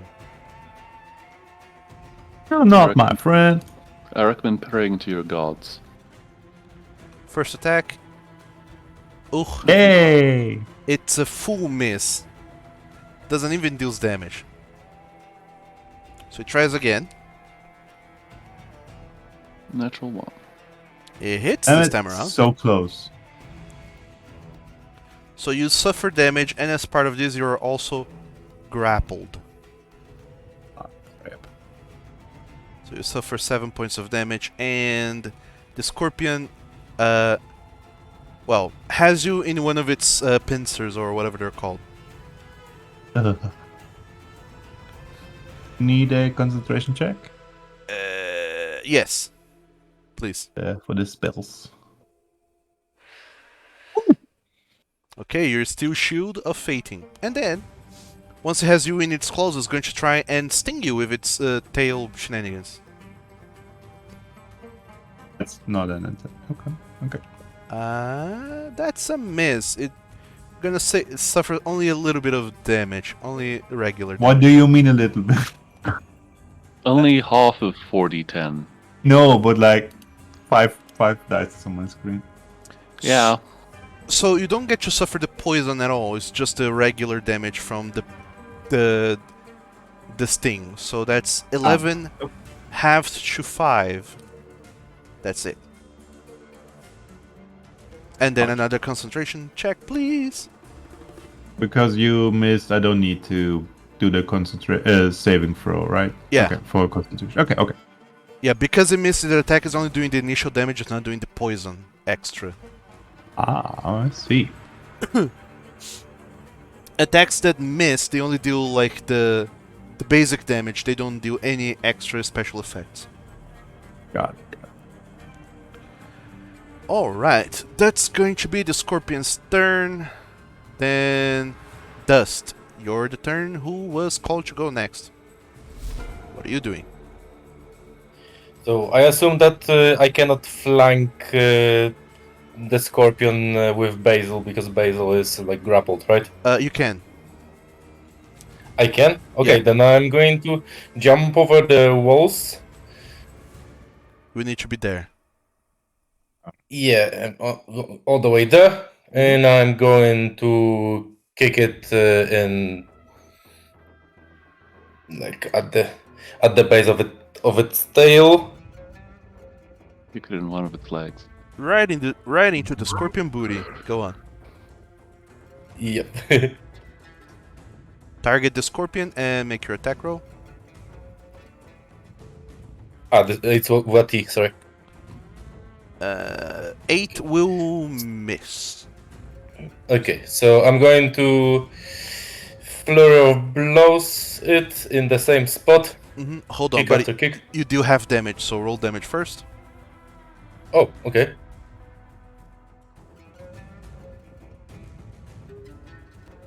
I will.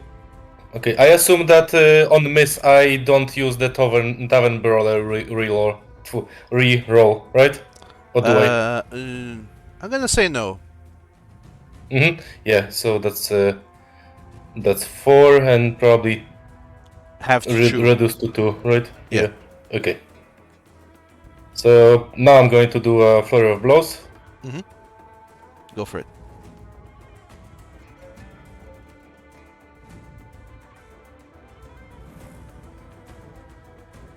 Eleven's Oh gonna boy. be another miss for half damage.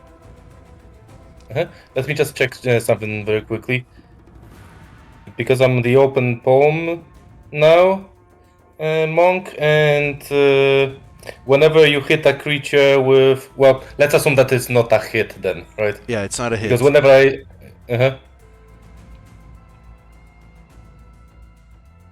Remember, you do have a heroic inspiration to re-roll a dice roll if you so choose. Yeah.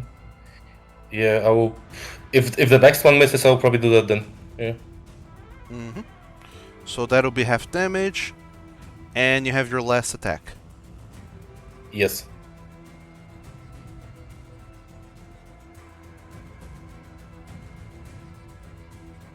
No. Okay, this will hit. Finally. Not only Is flanking applied? yeah, it hits and is a critical, so Awesome. that's a critical hit. So that's 11. 11. And as a part of my subclass feature, I will make it make just a second.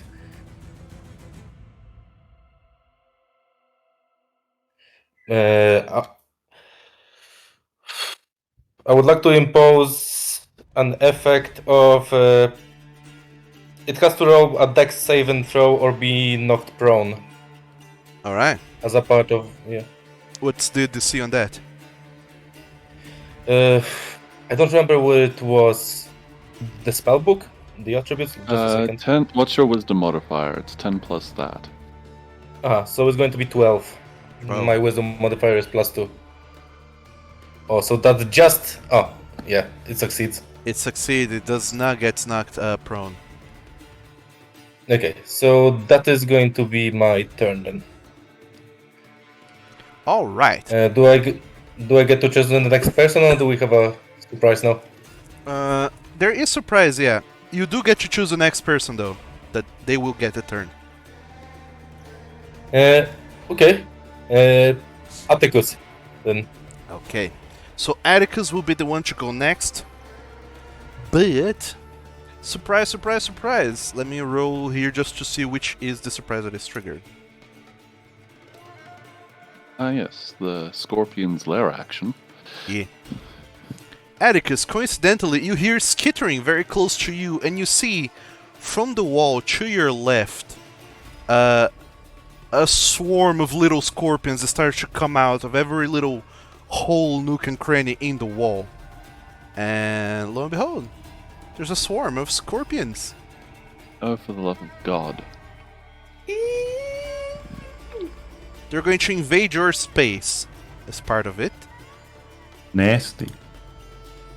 And being a swarm, they're going to use their swarm powers to swarm you. Not the shawarma. Oops. That wasn't supposed to come up. I saw that. I was trying to get the spell description to read it. So yeah, all of this crawling mass of scorpions that is walking up to you is going to try and sting at you.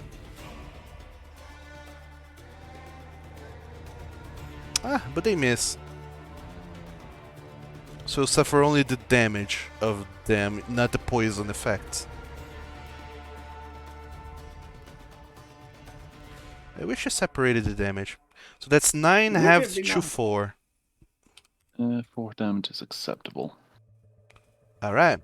And now there's a swarm in your place, Atticus. I already had applied the 4 damage. Damn it. So, with that out of the way, that's its turn now. It's your go, Atticus. What do you do? Scorpions. In my pants. Everyone. I can't believe you've done this. Okay, so what do I want to do? Fortunately, my crazy new shit is not the most helpful here. Well, isn't especially helpful. So, I am going to...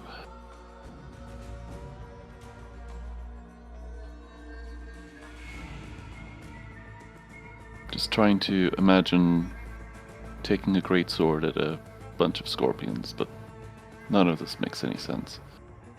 I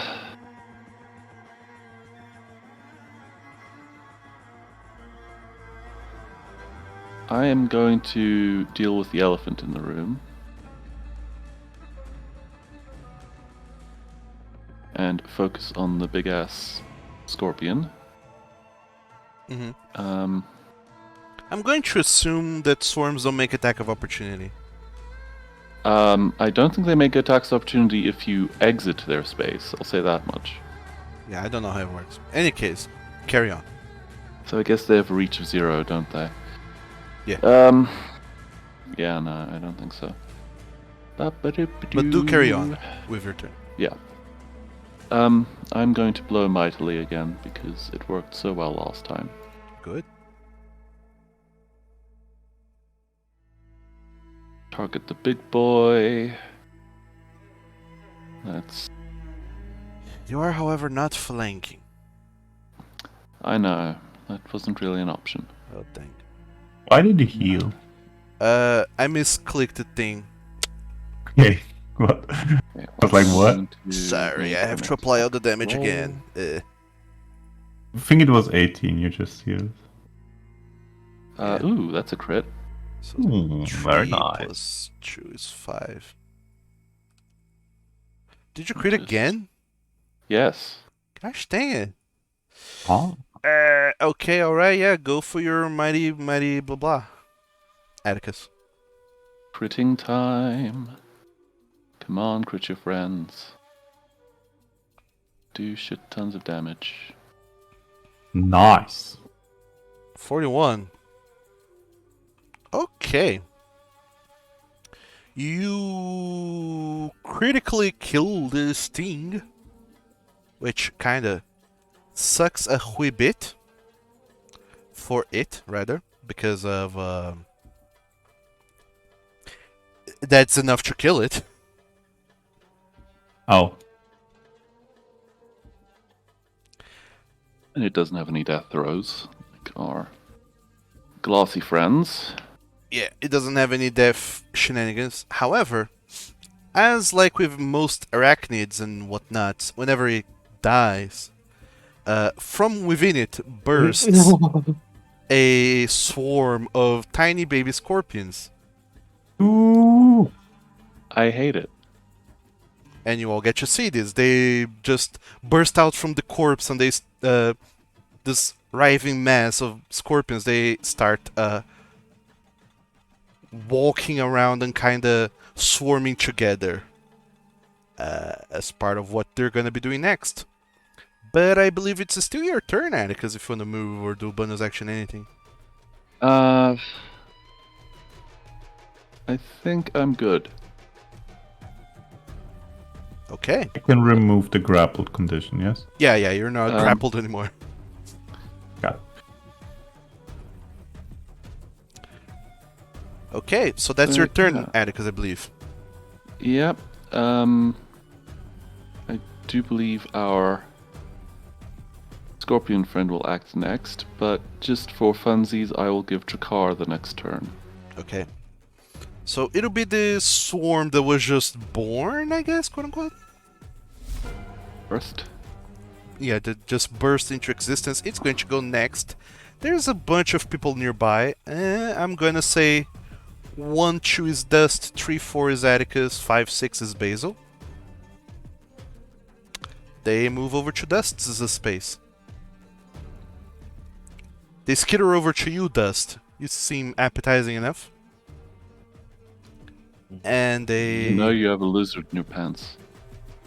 Oh. Yeah. This riding But mass I'm of here. little scorpions, they start trying to climb onto your legs and fill you with stings and the such. It's a horrible time. And they miss. Wow. Look at that. Yay. You'll suffer only the half damage. So that's gonna be 10 halved to 5 that I already applied to you. That's their turn. Next up is Drakkar.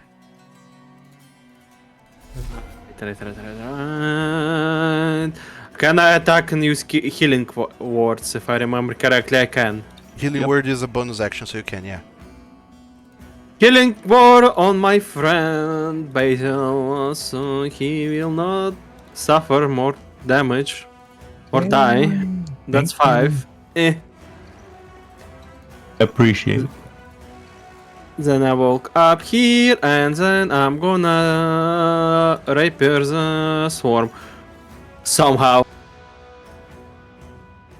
Yeah, don't think about it too hard. Might be resistant. I don't know. Oh, You hit I don't think. with a I don't 12. think I they are hit. this person. Apparently not. So, you see, I hit, and then I do damage, and then I do another damage because I'm a bitch like that. Psychic blades. Doing a shish kebab. Ooh, nice. Ah, you spend when That using removes your... my bardic. Yes. Gotcha. Okay. So to this swarm, you deal the 10 psychic straight away. However, the piercing from your rapier, it's very hard to disassemble the swarm just by, poking one scorpion at a time. They are resistant to that kind of damage. Oh. That's fine. Yeah. They're alive, anyways. That's my turn. Okay, who goes next? It's fine Forgot. if you Well- stab them there. I That think fellow- Kak is the only one who didn't go. No, it's Yeah. Basil. Tak is the one who started the turn. Oh wait, right. Oh, yeah, Basil. right. Yeah, I Yes. forgot text started, yeah. Yeah, Basil got Grappled. magical. So- Finish shield from- him. We have more surprise. Stop it. Stop! Trakar, from the wall right north of you, another swarm starts skittering towards you. Ew. I'm gonna say you just because you are actually the closest. That's fair, but still ew. I mean, you This did is- attack a nest of scorpions. Yep, this is what we expected. This is on This you is guys. the part. This is the part where in my Wrath of the Righteous game I would just channel. I'll negative actually energy. reroll that. Thank Hold you on. very much. Hold on. I don't know if he hits yet. Okay, it It does does. hit. So I will reroll. Yeah, please. Using This is your the part in inspiration. my Wrath of the Righteous game where I just channel negative energy and don't give a fuck about my allies because they can deal with it. Die, Mm, scorpions, die. So you do a lot of damage, basically. you will suffer the full damage of whatever I end up rolling as part of this, which is 44 plus 2d8. The 2d8 is poison. 14 points of damage. Fine. Basil can use his Wahoo. reaction. Can... I will. I he can, shall. yeah. He's within 5 feet of me, so. Yeah. It's in my thingy. There you go. Okay, you can click the damage button to roll for that. Right. That's 4 plus 2, so Trakari actually don't suffer these 6 points of damage. I already put that back. Get behind my shield. Allah. Oh wait. Did the party overlay closed? Weird. On the stream view. Thanks for the reminder, friend. Oh no. Yeah, Basil, that was your reaction. Tracarda was your turn. Actually, that was the swarm's turn. Now we get to the last person of the round, Basil. You're up. Alright. I'll try to hit the ones on car. Actually, wait. I'll move down. Let's see if we can finish these ones. And hit them. I assume they are flanking. They're flanked now, right? Yes, they are being flanked by you and Trakar. Amazing. So I want to try out this ability. Ensnaring Strike. But it says I can only concentrate on one. So I have to... Drop the Shoot of alt one. Fate. Yeah, okay. Oh, it does automatic. Okay, great. And I cast it before and then go for attack, right? Yeah. Alright. If you so- hit, then you pull off the damage, the effect. Got it. So let's go. I will reroll that one. You don't have to because you hit because of flanking. So actually, that's a Yeah, 13. okay, never mind. I will not reroll. Unless you want to go for a crit. No, it's fine. So now I roll the damage from the ensnaring strike, yes? From your attack first, then from the ensnaring strike.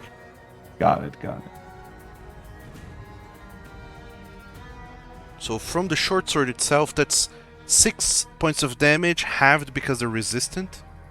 Hmm? To that. And then from your ensnaring strike, that's another 5 piercing, halved to 2 because they're resistant. Yeah. Okay.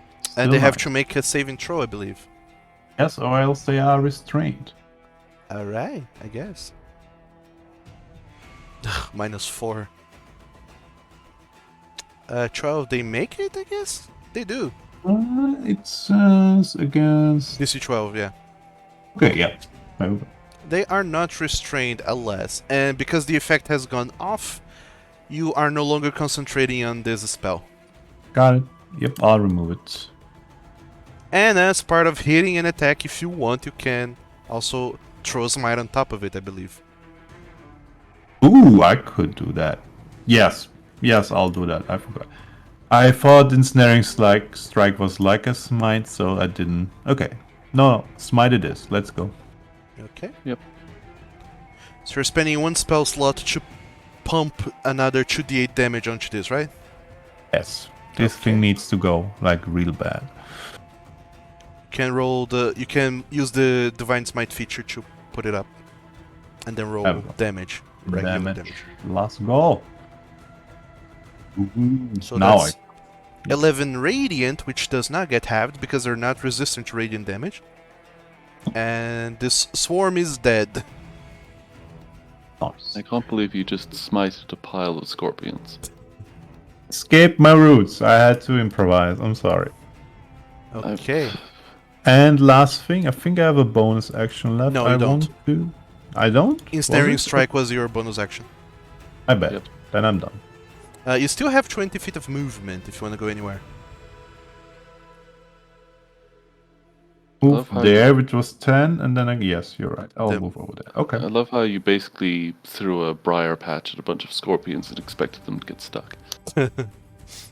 Nearly worked. Okay. Okay. And then the last surprise swarm of scorpions climb out of this well here. And Basil, Oh, you no. are the closest, so they're gonna go for you. They also climb onto your space, and they target you. That's dust. Dust, sorry. Yeah, that's Whom did I say?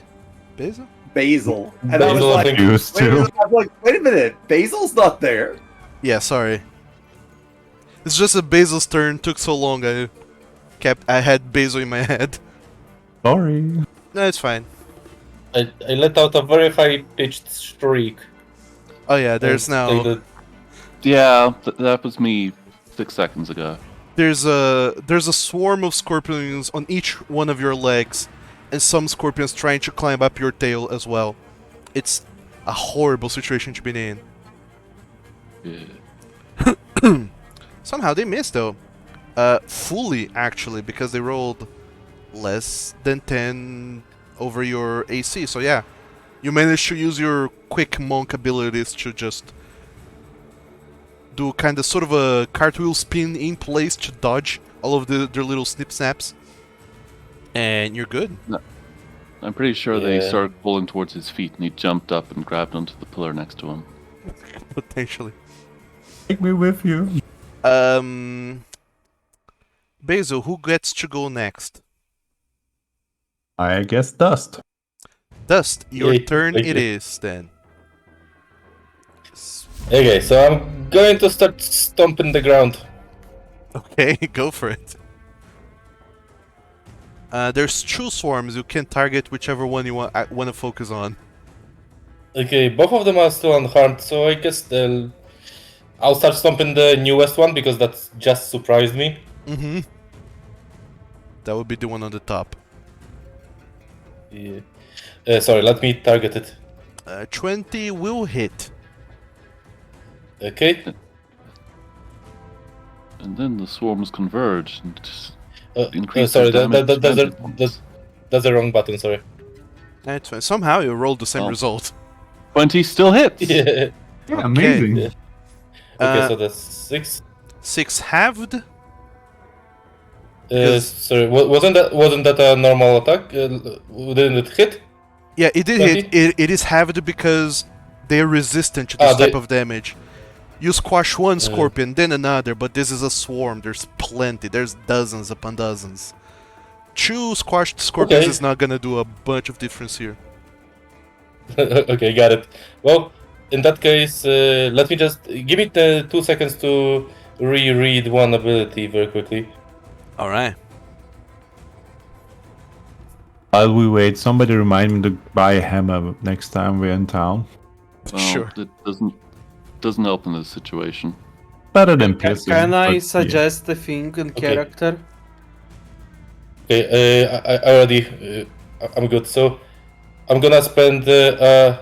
You want to suggest something in character?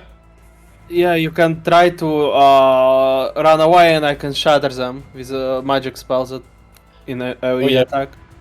Oh yeah, I have a very cool and very risky way to run away from them without possibly taking damage. If there's going to be a lot of dice rolling, but I'll try to do that for now. So I'm going to go for another flurry of blows. I'm going to stomp the top one. Okay, so make 2 attacks against that one. I would like to split the attacks, one to the one swarm, one to the other. From what I have read, I didn't sure. see a line about that it has to be the same target. Oh yeah, you can split your attacks whichever way you want. Yeah, so I'm going to attack the top one first. Mm-hmm.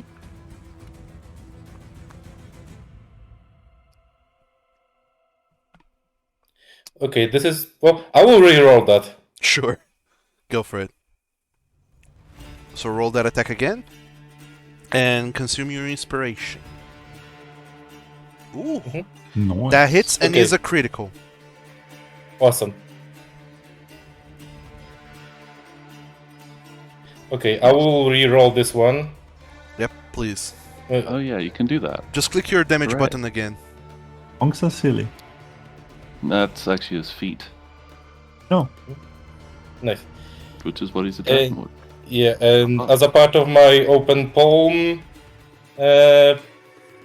monk, I'm going to create the tiniest of impacts to distract it long enough so it won't be able to use its reaction this turn. And I'm going to try to do the same thing for the other one. Okay. I'll just let you know ahead of time, they don't have reactions anyways, so you don't need to spend key points to do that. Actually, you don't spend key points to do that, do you? Yeah, I just have to do it with a flurry of blows. That's the requirement. Oh, okay, yeah. Yeah, in that case, I don't need to do it then. Alright. Now, attacking Okay, the and that swarm will on the bottom. A 10 will miss, so that'll be half damage.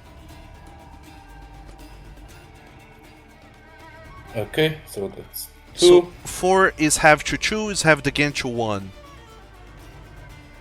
Yeah, okay. And now I'm going to run away and hide behind Tuck. Sure. You do Let have me- the movement speed to pull that off. Yeah, let me check.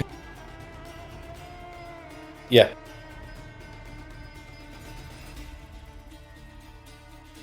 Yeah, protect me, Tuck!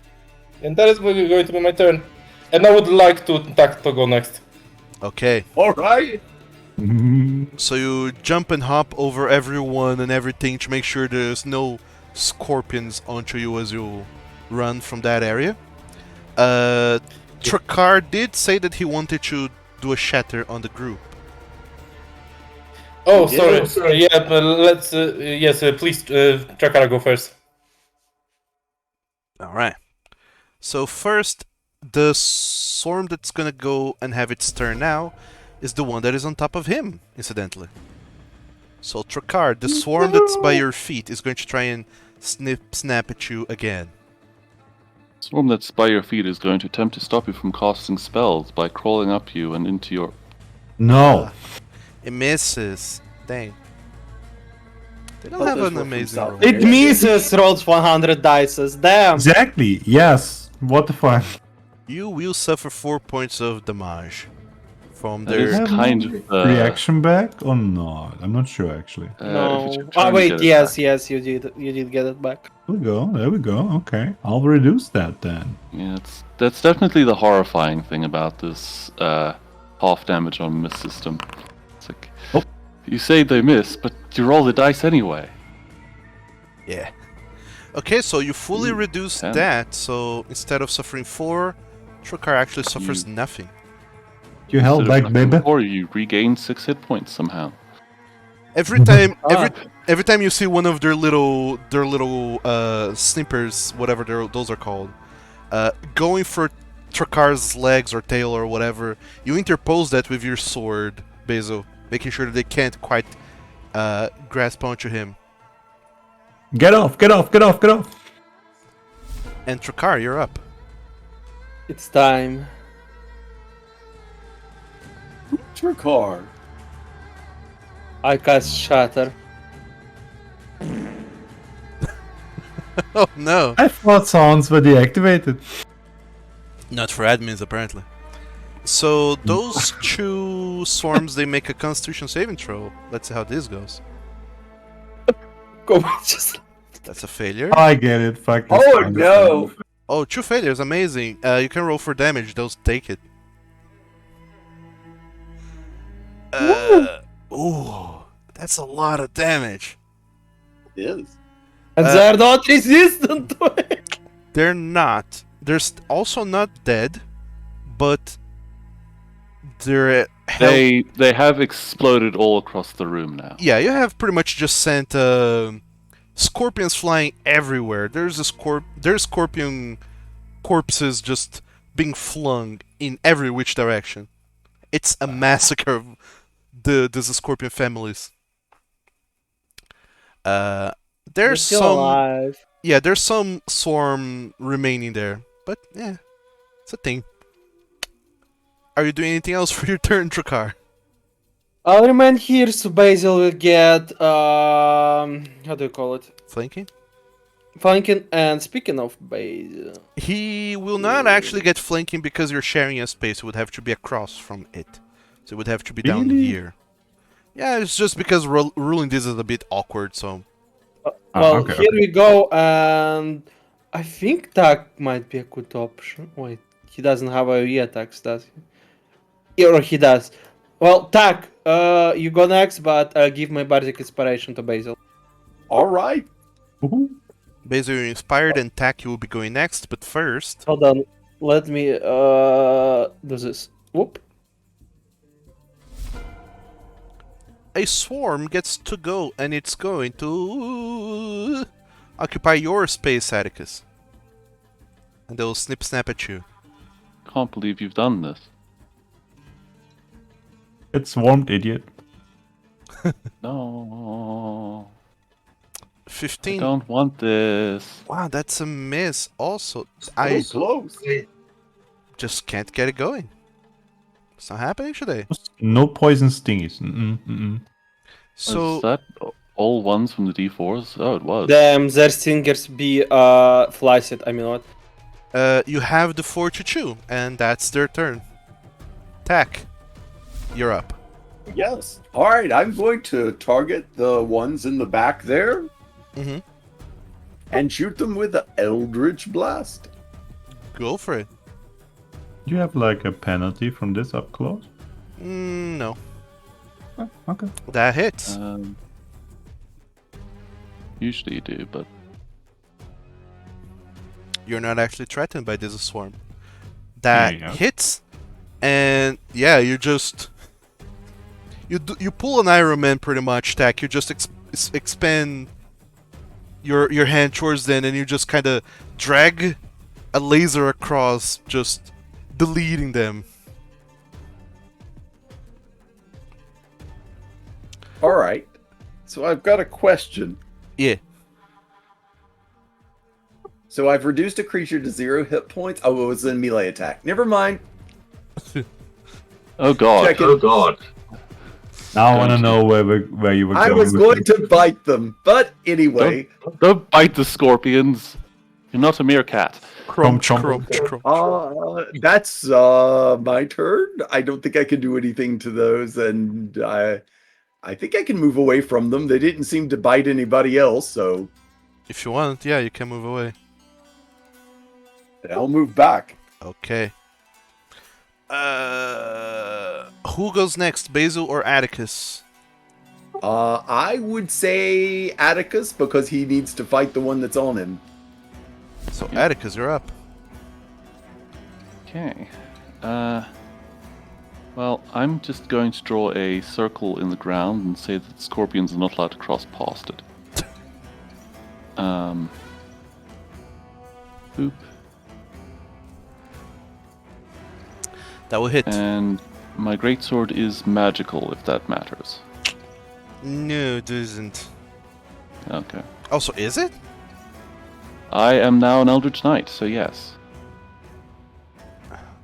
Okay. Weird. It's part of the weapon bond.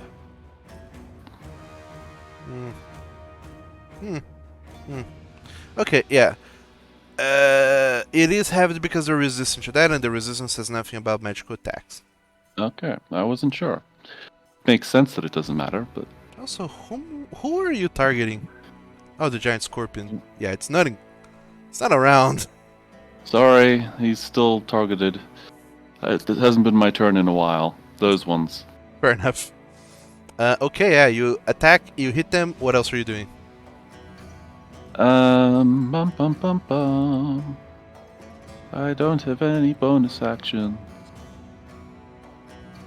None that matter, at least. So that will be my turn. Okay. Basil. I'm not a scorpion. Woo. I will step out of them actually just in case Drakkar wants to explode them again. Basil, you're up. Yeah. So, am I flanking with this one with Drakkar? You are. Alright. So, I think somebody else can finish that one. I'll try to go for the healthy one. Sure. And I want to use my Thunderous Might. That's a... Oh no, it's a bonus action. Alright, that's fine. Yeah. It's fine. I'll want to use... Same with the Snaring Strike, I go for attack first, yes? Yeah, attack first. Alright. Effect only goes off if you hit. Okay. Okay.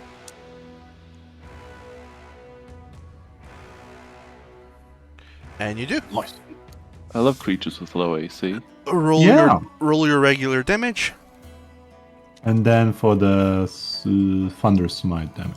Yeah, so that swarm suffers 2 from your short sword, suffers 4 from your thunder damage, and if you want, you can apply a smite on top of that as well. Oh, I can stack those. Nice. I mean, so long as you have spell slots, you can apply smites every attack that you hit. I These thought it scorpions was is the like, pile of nature. isn't Thunderous Smite a smite? Nope. There is It's a Divine spell. Smite, and then there are the spells. Okay. I personally have fixed this in my version of the game, but we're not playing that. Okay. Now I'm out of spell slots, so nope. Oh, okay. That was my last one. Yeah, that's the other issue. Fair enough. As part of your Thunderous Smite, if you want, you can... Add up inspiration, yes. It must succeed on a strength saving throw or be pushed 10 feet away from you and knocked prone. So the swarm of scorpions, well, it's not pushed away. They remain in place. No, You're too powerful. Yes. Bardic inspiration. Can I use it on the Thunder Smite damage, or is it just for hitting? Just It's with for 20 attack dice. rolls. You can use as part Ah. of damage on spells, as part of one of the optional features. I believe. Are we using that? Yeah. Oh. Oh my fucking god, let's fucking go. Anyone that's Oh. inspired can use that The I Bardic mean, Inspiration dice is part Thunderous- of damage on spells and healing spells. Thunderous Smite is a spell. Yeah, so you Let's can go roll then. and add 1d6 of thunder damage. Thunderstrike. Bulk's in Game Designer, but Eh. whatever. All right, I think that's all I can do. Yeah, that was your turn. Basil. Now the swarm is gonna go next. And no. Well, 1-2 to go for Basil, 3-4 to go for Trakar. Trakar it is. It skitters away towards him. Basil, you can make an attack of opportunity if you want as your reaction, or did you use? No, you have your reaction. I do not have that. You just got it back. It was your turn. I don't have the reaction, I think. You have. Isn't you it a did. level 5 just thing? had your turn. No, I mean... Your interpose is a reaction. You can make an attack of opportunity as your reaction as this creature moves away. Or that okay, I one. thought it was a level 5 thing. Yeah, I'll hit it. Okay, sure. No, I think that's just Pathfinder again. Yeah, I'm Pathfinder brain. I'm sorry. Okay, let's go. Okay. Stay here, you silly. We're all losing It track of hits. things. It's fine. Roll for damage. Alright. That 7 is half to 3. Good. As the scorpions start to skitter towards Trakar, you make sure to swing at them with your sword, kinda as if they were a golf ball, trying to get a hole-in-one with them. But alas, the swarm still stands, and it tries to snip-snap at Trakar, and he hits. For the first time in forever. No. Trakar, I need another Constitution saving throw, please. To see if you have the poison. Oh no. But that was what we were trying to get for the. Oh no. not like no. this. I'd like to give Trakar my inspiration. Trakar can roll that again. Let's see another disappointment. Ha! I saw the 20. So, well, it's 10, it succeeds. 10 actually makes it, so you're good. You will suffer 12 piercing from the snip snaps, and the poison that is 13 is halved to 6. You are knocked unconscious.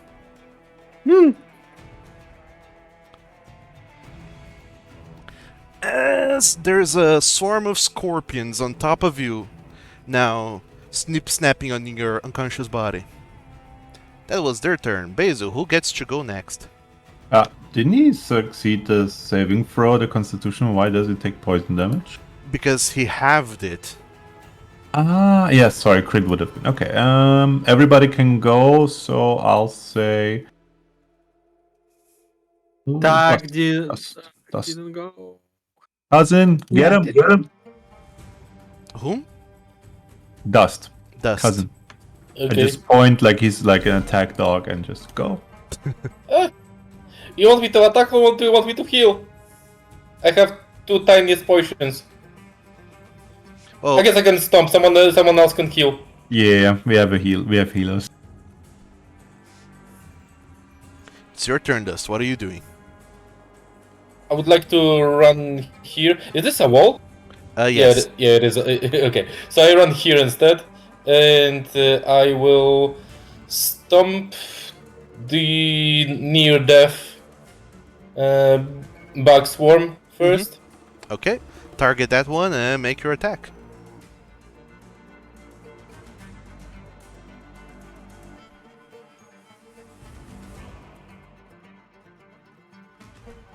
That will no. miss Is it not flame? No, it's not for flame. half damage. Oh boy. Okay, 4 half Water to damage, chew. if anything. Yeah, and halved again because they are resistant, right? So 1 damage total. Oh yeah, true. True that. Okay. So I'm going to spend my last key point to stomp more. Flurry of blows. go for it. Hurry of steppies. Not the steppies. Oh no. Alright, that hits. Okay. Roll for damage. 7 halved to 3 is just enough. That's all hit points they had left. Okay. And I'm going to stomp the final swarm. Trying to avoid Trakar's face. Sure. Target that other swarm and make your attack.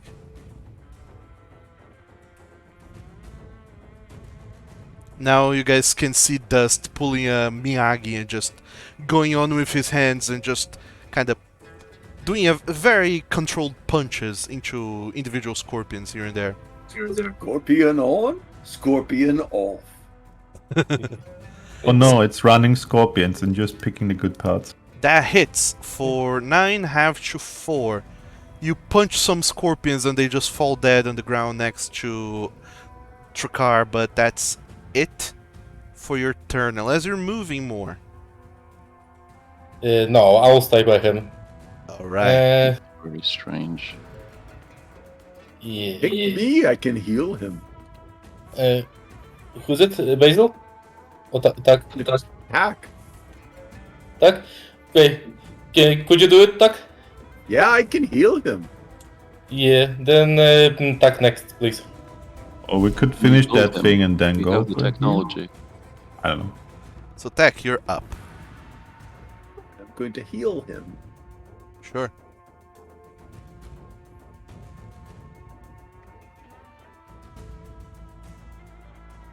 You walk up to poor unconscious Trakar on the ground.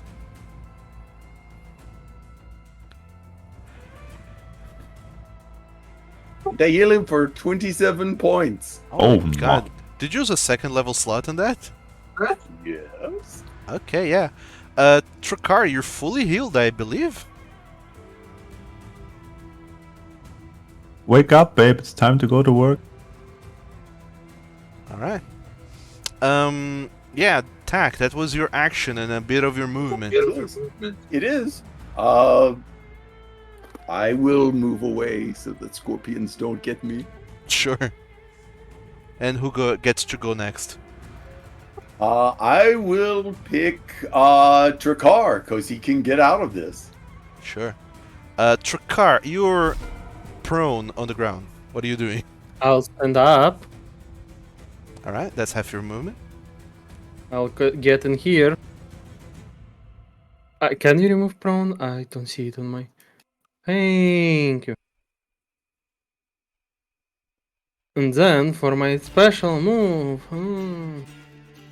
Hey. Why don't you move down for like flanking? But okay. Because magic doesn't do flanking. Ah. And they're near death, so. Let me think. Sure. That's a weird measuring type, but sure.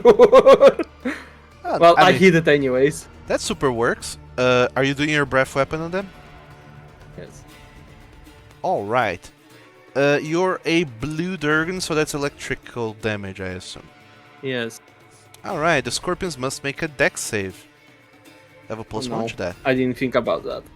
They fail. Phew. Roll for damage. That's 1d10, I believe. Bzz. That's a max damage.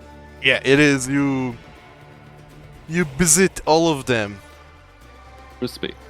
All of you just see Trakar moving away, and then he just shouts pretty much at this swarm of scorpions, lightning crackling out of his mouth, and blasting all of this swarm of scorpions on the ground, and they fry in place, and they burn up to crisp. A Dragonborn shouting? This isn't Skyrim. Fools!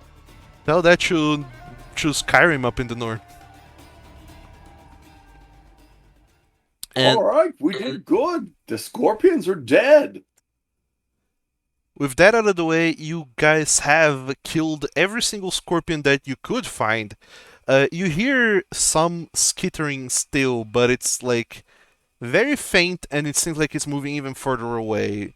As in, there's tiny, tiny scorpions that maybe survived that are just getting the heck out of here. I still can feel the crawling on me. I need a shower Run in ASAP. fear. Run away in Ew. terror, scorpions. Terror. Did somebody collected the thing? I was out for a bit. They were kind of on your face. Yeah, you got him. Not from the small ones. There you go. You're clean again. That still doesn't help. I Oh need no. to shower. I need to He's shower. having some psychosomatic effects. Is Clean your mind. Is there anything Scorpions cool in don't here even besides know. scorpions? If that tent is real, I'd like to search it. Sure. I assume you guys are investigating for shenanigans. Yep. Give And loot. We wish to roll for shenanigans. Yeah, okay. Everyone give me a blind GM. Actually, no, make it open. What the hell? Everyone give me an investigation check. One Investigate. shenaniganery check. Yeah, investigation. Oh, yeah. Investigation. Natural While I 20. get the random loot open. Hey, Ah, yes. For rolling a natural 20, you get one Divine Avenger. Unfortunately, you can't use it. Eh, Because you're not a paladin. You should Don't have give thought him about that ideas. before you made the joke. Well, you can't. Well, I suppose a Holy Avenger is any kind of sword, but whatever.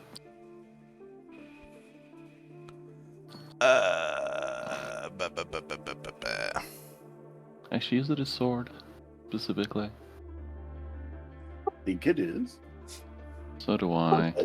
The legends said that they were.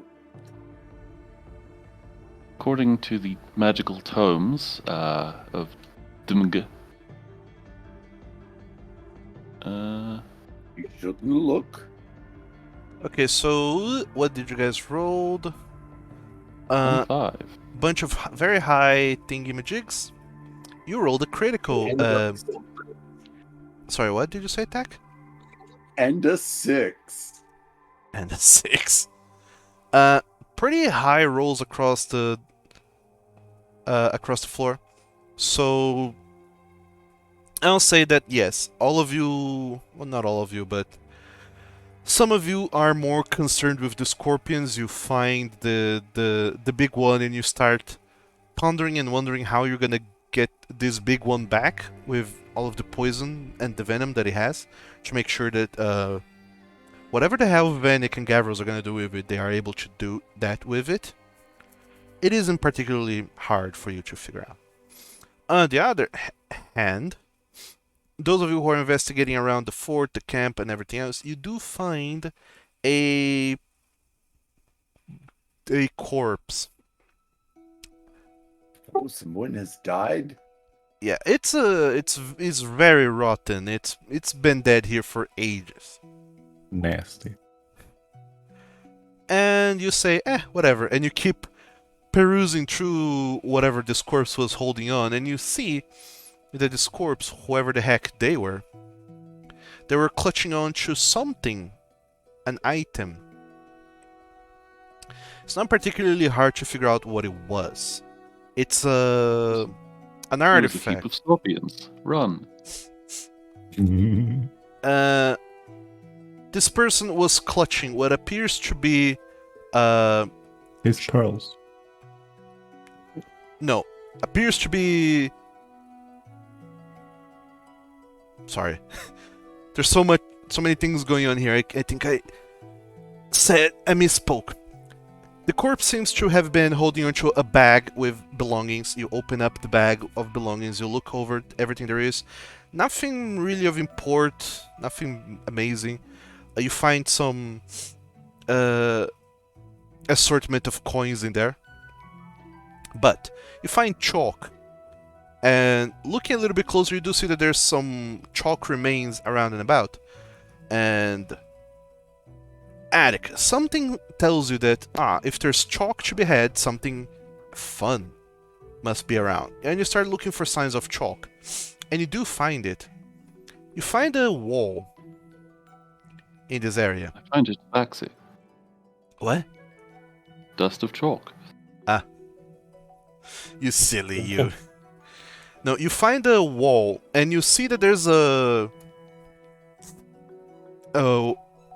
wall of bricks, and in one of those bricks you see a mark drawn in chalk.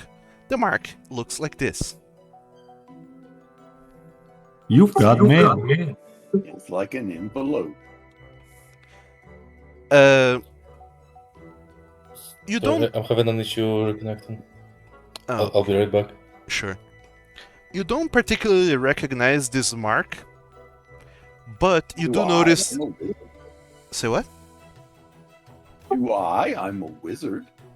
No, none of you recognize this mark. I think I'm probably the person most likely to recognize it given my profession, but whatever. You don't recognize this mark, but Atticus, you feel like there's something to it. You pull out this brick, and you notice that this brick is actually removable. It's not stuck to the wall.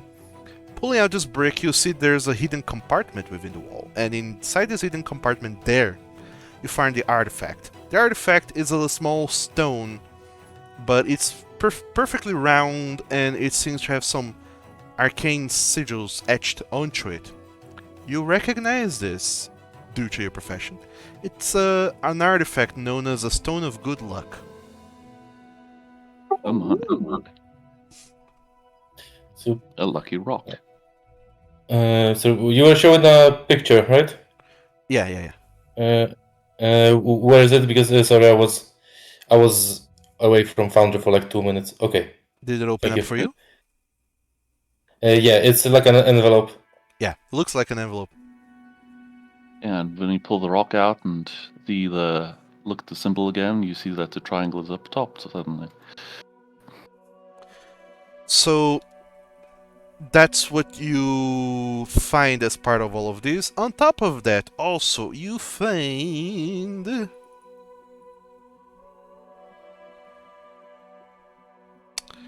28 gold pieces in the bag that the guy was holding on, the corpse. Might have been a gal, who knows? Person. So yeah, It's You can gentleman's tell corpse. by the hips. I don't know. I've seen some people claim that chins and jawbones, it's a whole mess. nonetheless, you Okay. find that in there. So let's add 28 to the party funds. Yeah, you find 28 gold in there. You find a rock, a Stone of Good Luck. It's an item that it does exist, so figure that out yourselves. And Pop it in. you kind of hog tie the big large scorpion in some sort of fashion to allow it to be brought back with you guys to the city, to the Macau. But also, you get a bag, what maybe even the bag that the corpse had, and you find the scorpions that are looking most intact, albeit dead, to bring them back as well. I would like to grab a fistful of the more crushed ones and give it to our lizard. Oh, Into my my god. backpack. Yeah, Do they eat that? the lizard is having a field day. It's going nom nom nom nom nom in all the scorpions that you feed to it.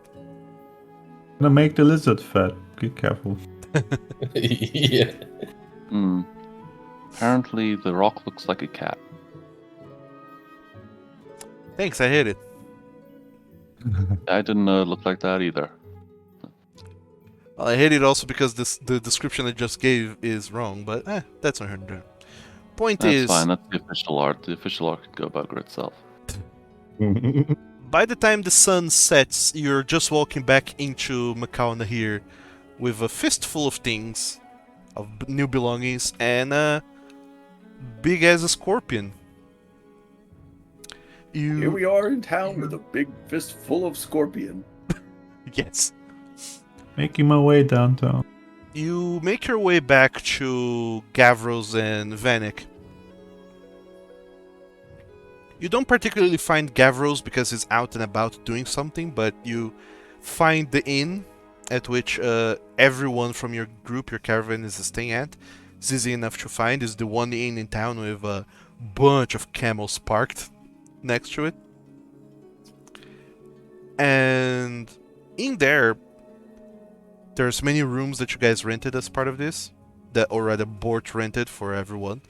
And one room is dedicated just to Vanek, Gavros, and all the belongings that they have, their little portable lab.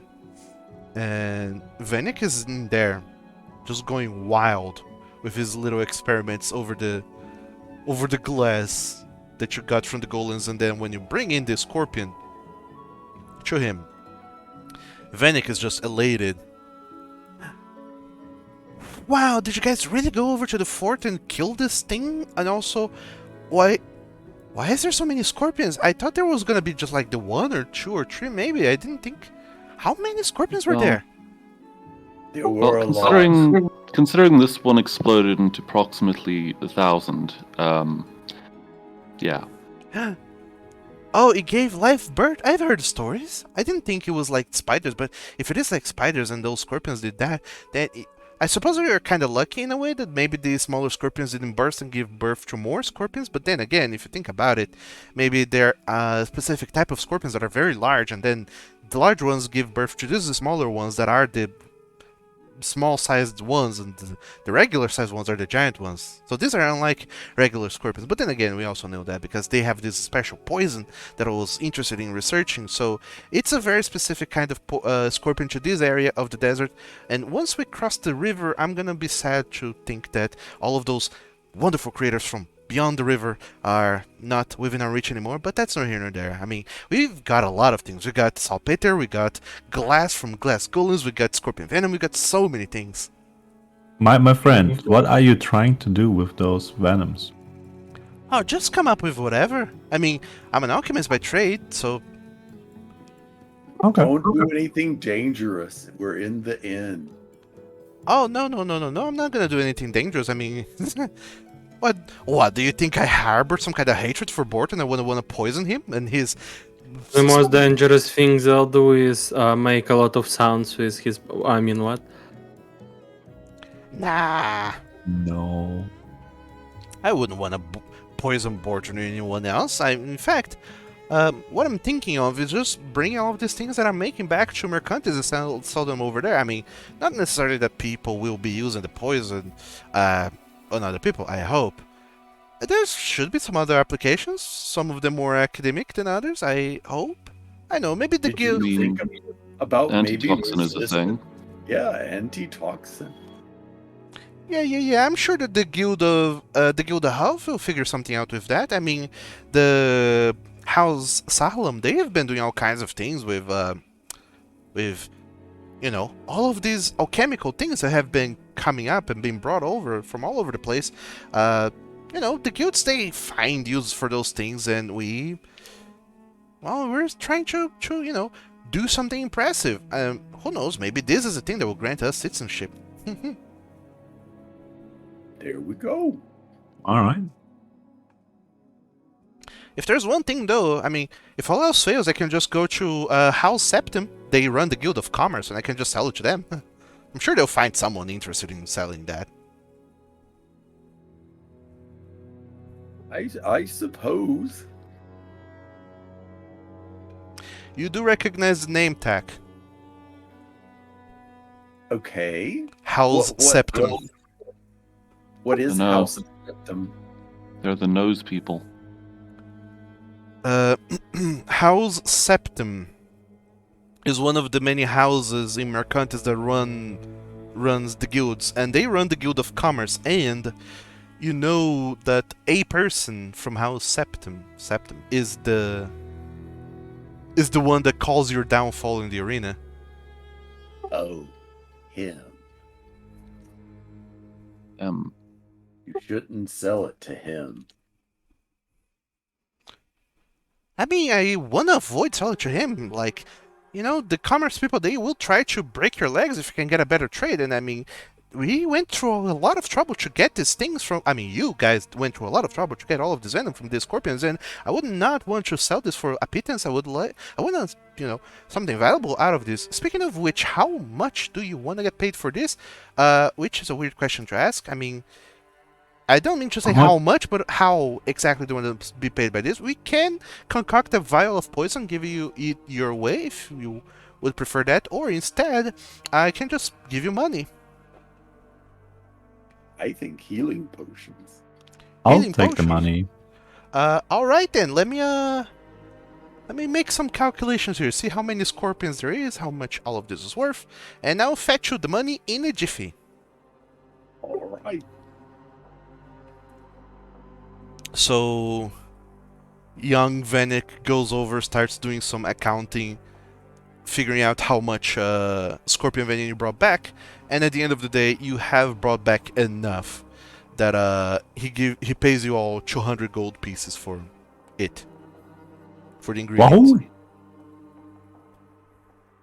Each or total? Total. Okay, just checking. We add it to the party sheet. Ideally, yeah. Okay. Who is doing that? So we go from 173 to 373 gold. Hooray. You should watch out dealing with Maximus Septim. He'll hoodoo you. What do you mean? He's done that to us. He has a very Myself large nose. and Dust. We Huh. were going to win and something happened. To win? The fight. And next thing I knew, we were all seeing double and swaying around, and something happened. Do you mean in the arena in Mercantis? Yes. Oh. So I would be careful if you deal with him. He will get you if he thinks that it's to his advantage. Hmm. Well, I mean, I have never really dealt with Septim, well, House Septim that much, mostly because, as traders, the House of Commerce kind of gets a saying over what we do, and I find that they're very controlling sometimes, what with their taxes that they incur upon us. So, being a trader inside Mercantis is kind of not as profitable as being traveling traders. But I don't think neither me or Gavros were made for this kind of traveling life. The desert series, very vast, and there's not a whole lot to do, and we kind of need to have our minds and our hands set to something. So, I think that being alchemists is what really suits us best. But also to serve in the Guild of Artisans with the House of Maraxon is kind of a lot because they're the best artisans all around, and the kind of stuff that they come up with is, out there, and I don't know that we're that good at competing against them, but that's why we're here exploring the desert and trying to find all kinds of odd things, because, I mean, scorpion venom, glass from golems, and all the saltpeter, those are things that people from their countries, they don't have that easily, so, we're trying to get an edge. Maybe try to get in with the Guild of Artisans or someone else. If all else fails, that is. Yes, the Guild of Artisans would be better. Well, in any case, thank you for the advice. I'll try and... I mean, I was already kind of... I didn't see super eye to eye with the house... with the Guild of Commerce, but if you're saying that they're... I mean, we're all between friends here, and I just want to make sure that I get it perfectly, correctly, and without any room for doubt or misinterpretation. You're saying that they're cheating, right? Something like that. When we were fighting Dust and myself against his fighters, we You mean Atticus? Pardon? No, Is it Dust. Dust? I Dust is wasn't here. screwed up that way. Dust was here. He was my partner in the arena, and we were fighting Nimian. And when we were doing the fight, Odzi and Nimian came out, and The next thing we knew, we were like all dizzy and falling over, and then dust fell down, and I fell down, and we didn't even get hit hardly. Yeah. I wouldn't be doing business with people like that. And you see He the really rubbed it in our face too when he said, "Best of luck." you see that We're gonna get back on them. Stupid. the thoughts inside Venix's mind are racing. He's clearly thinking about a lot of things. And he skips up and to you all and says, I'm sure that next time you're in the arena, he will not be poisoning you again. Well, I hope not with scorpion venom. Yeah, I mean, if this is the kind of stuff that he's going to use this for, I'm definitely not going to sell it to him. Yes. Maybe the people across the ocean would like some. Though I've never been away from the Noresh region. Something to think about. Yes. And he pulls a little notebook, he starts jotting down some ideas, and then looks up to you guys and says, in any case, if you see Gavros around, please tell him to come back, cause dinner's almost soon, and well, I already went ahead and had dinner, and now I'm gonna go nap. So I'll be seeing you guys next time. Let me know if we're Good nap. departing soon or not, and I'll be seeing you next time. And once again, thank you so very much for the venom. I need to let it rest for a little while before I extract it, so I'll be doing that later. In the meantime, have a good one. I hope you guys are enjoying the city, even though you didn't really have that much time to sit by and relax and enjoy the city. But if you do now in the nighttime, I hear that's the best time for some things. There's a lot of people fishing. Maybe you'll get something out of that. Who knows? I don't know what you guys are really up to. Insofar as the big cities are concerned. And then, all while he's saying all of this, Vanik is walking over to the bed and he sits down and then he leans down. And as soon as his head touches the pillow, he starts snoozing and snoring. And just immediately shuts down midway through the sentence. I love him. It's like somebody flipped a switch. Yep. We just walk out quietly and close the door back and make sure it's locked. Sure. You go back to the inn, and soon enough, everyone starts making their way back here. Bort says he has other meetings to take part of. Shala and Shane, they come back, and apparently they've been just hanging out all over town with Gavros, kind of chaperoning them. Just a second. And yeah, Eliaf and Squire, they're also back from the errands that they were doing. Everyone gathers up here at the inn for dinner properly, which kindly has already been paid for by Bort for all of you specifically. So whenever you come over, the owner of the establishment already knows that you're under his caravan, who you are, and that you're to be served dinner on the house. Woohoo! Yay. So Bring your bestest cheese plate. This will make being covered in scorpions better. Did you want to be cleaned too? I'm fine. They didn't quite get up on me quite as much as they did Drakkar. I pressed the digitation. It was like hard pulling them out of his nose. There was nothing up my nose. You're making things up. I'm not going to think about it. So,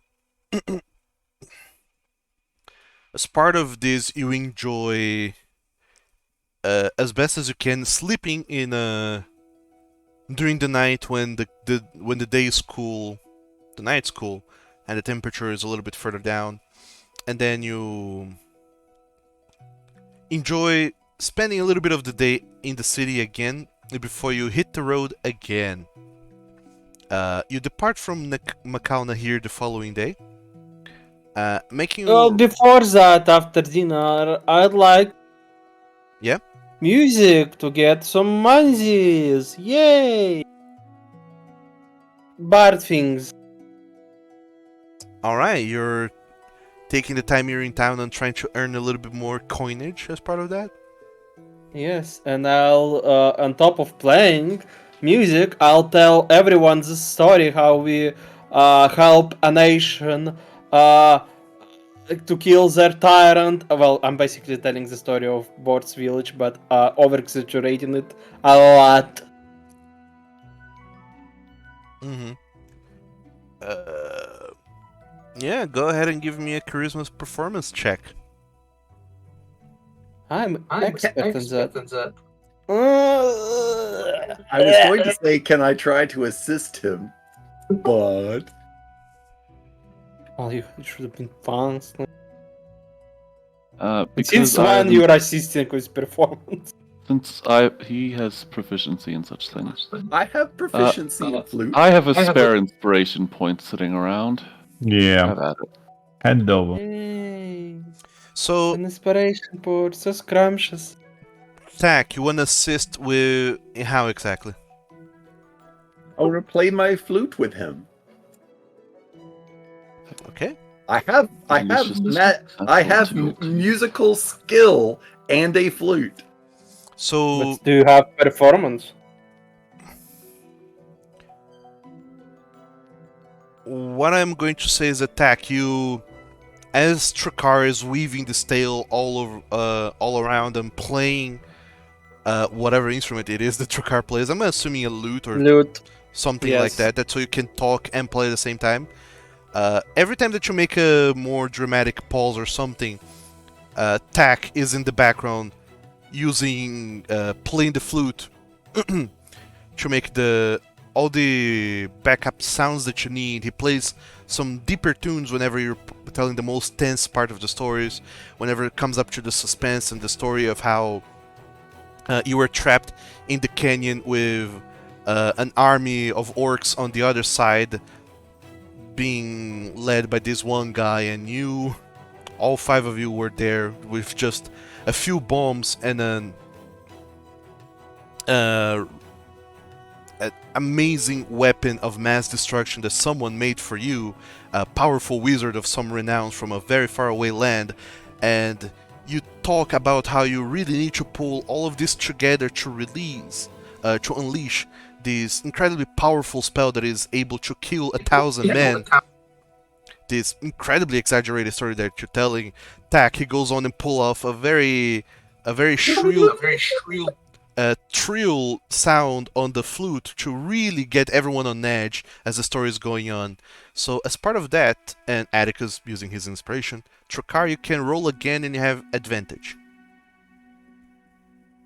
Let's go! I love how Doug just Oh turned my God, Vanek for a 2 11s. second. How did what? And you channeled Vanek for a second there. So everyone is incredibly moved and inspired by this story. The people in the bar, and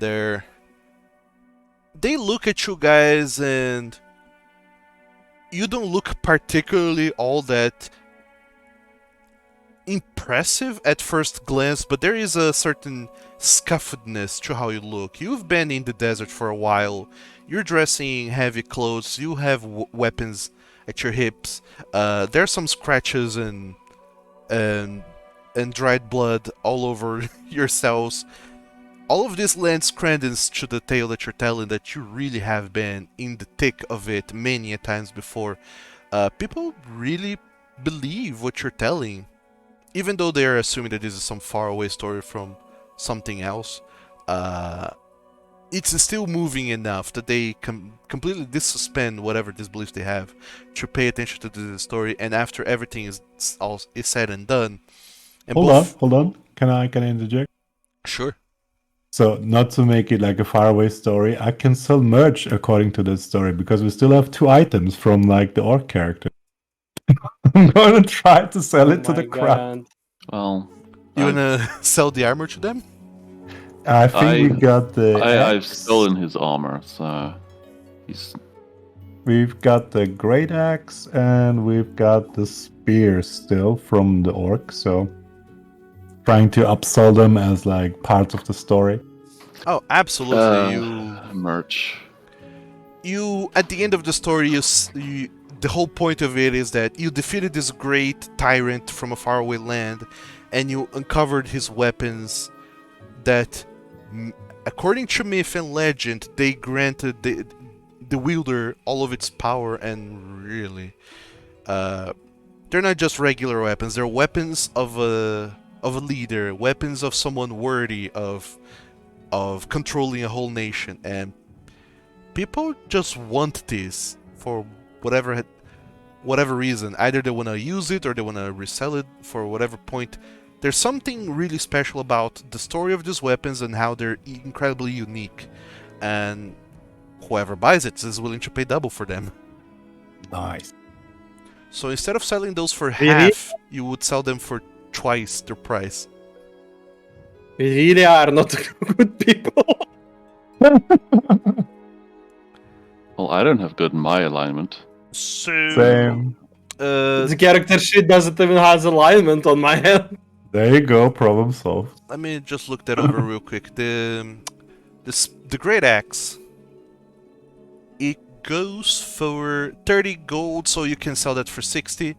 The spear Fair goes for 1, so you can sell that for 2, so 62. Is it just oh yeah, one? legendary Really? 2 gold spears are ammunition, basically. Well, if it's the one you throw, yeah, it's just basically ammo. And the I thought it was a melee weapon. Okay. And whatever armor No, you're it's trying ranged to, option. whatever piece of armor you have that you're trying to peddle as the Yes, tyrant's armor. Yeah. tyrant's armor, I'm gonna assume it's the chainmail you have on the party sheet. Nobody Yeah, wanted that, right? Well, Yeah, I've that taken was- the splint armor that he's actually worn and put my old armor in there, so whatever. People don't know need to better. know. I'll scrape the orc smell onto it, it's fine. There you go. There you go. So I'm- the How will you do that exactly? You just rub them together really good. do and- that. It's the opposite. It's the opposite of It's the opposite of me getting the orc smell out of this armor. Don't think about it too hard. Have you ever washed two things together and one took the color of the other one? There you go. kind of like that. So the chainmail goes for 75. I'm gonna say it sells for doubles, so 150. And as part of all of that, there's also the extra show you put on with all of this. So in total, you say, these items by themselves, they're weak and not as impressive, but when you put them all together as a combo, then you have the legendary set of the Conqueror. So Set bonuses, yes. yeah, you must have the full set for the set bonus. So someone is willing to pay 300 gold for all those things together. Nice.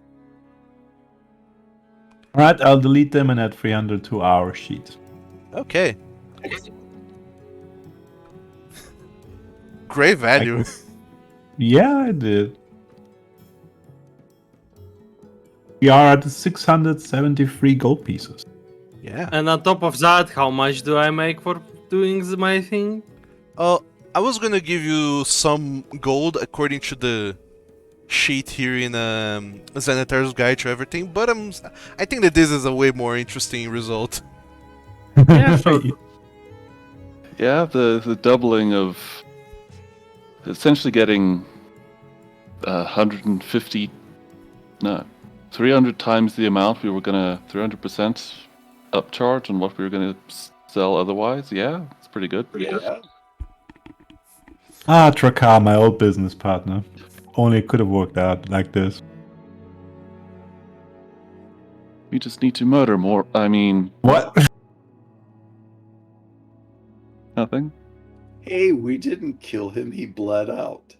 Right. Well, not according to the story. According to the story, you had to unleash some Yeah, the bomb. artifact that a powerful wizard created to ensure that you could kill 1,000 men. And even then, it was enough just to injure this great tyrant powered by the spirits of the wastes. that coalesced mean- together to make him into a superhuman sort of being. Wasn't that far off. Yeah, well, but we the- didn't. It wasn't murder. It was justified killing. But yeah, the embellishing of the story really makes it pop. But Wahoo! with that, you go to bed and rest properly. And continue on with your journey for a few more days. All of you get to make a long rest as the caravan over the next 2 days makes its way to the Macau Maebre. And then another 2 days later, 3 days actually, you make your way to the Macau Zalor. I didn't forget to buy a hammer, of some sort. No, I'm assuming you have had plenty of time to buy whatever weapon you were looking for. Give me basically the thing I had before. How much would that be? The Warhammer. Yes. But not from a squire this time, like a fresh one. God only all knows. Let me see. A Warhammer is 15 gold pieces. I'm doing it in such a way that it's already removing the money from you, so everything's done. Could I buy an upgraded version with a +1 or something? Or is that We do 15? not have enough money for that. Okay, then not. Just the Warhammer, please. Yeah, the upgraded a +1 version would cost you that, which is 15 gold, plus 500 gold. No, Oh my 1,000. god. No. 1,000 No, gold. that's too much. I can't take that from the group money. No. Yeah, Yep, Regular not one. yet. unfortunately. On the plus side, the +1 armor is very good. If we want to sell that. Oh yeah, we have forgot to sell that. Okay. So, Well, That was what we got off the corpse in the wall. was it? Yes. Yep. Oh. It was the unpetrified clothing of the petrified corpse. Yeah. Okay, now we're keeping that. Yes. So departing from Macau Zalor, the track is incredibly chill and easy and very incredibly upbeat because you know you're so close to getting to Mercantis. Everyone's spirits is at a high, and it's one of the moons is shining brightly and full. It's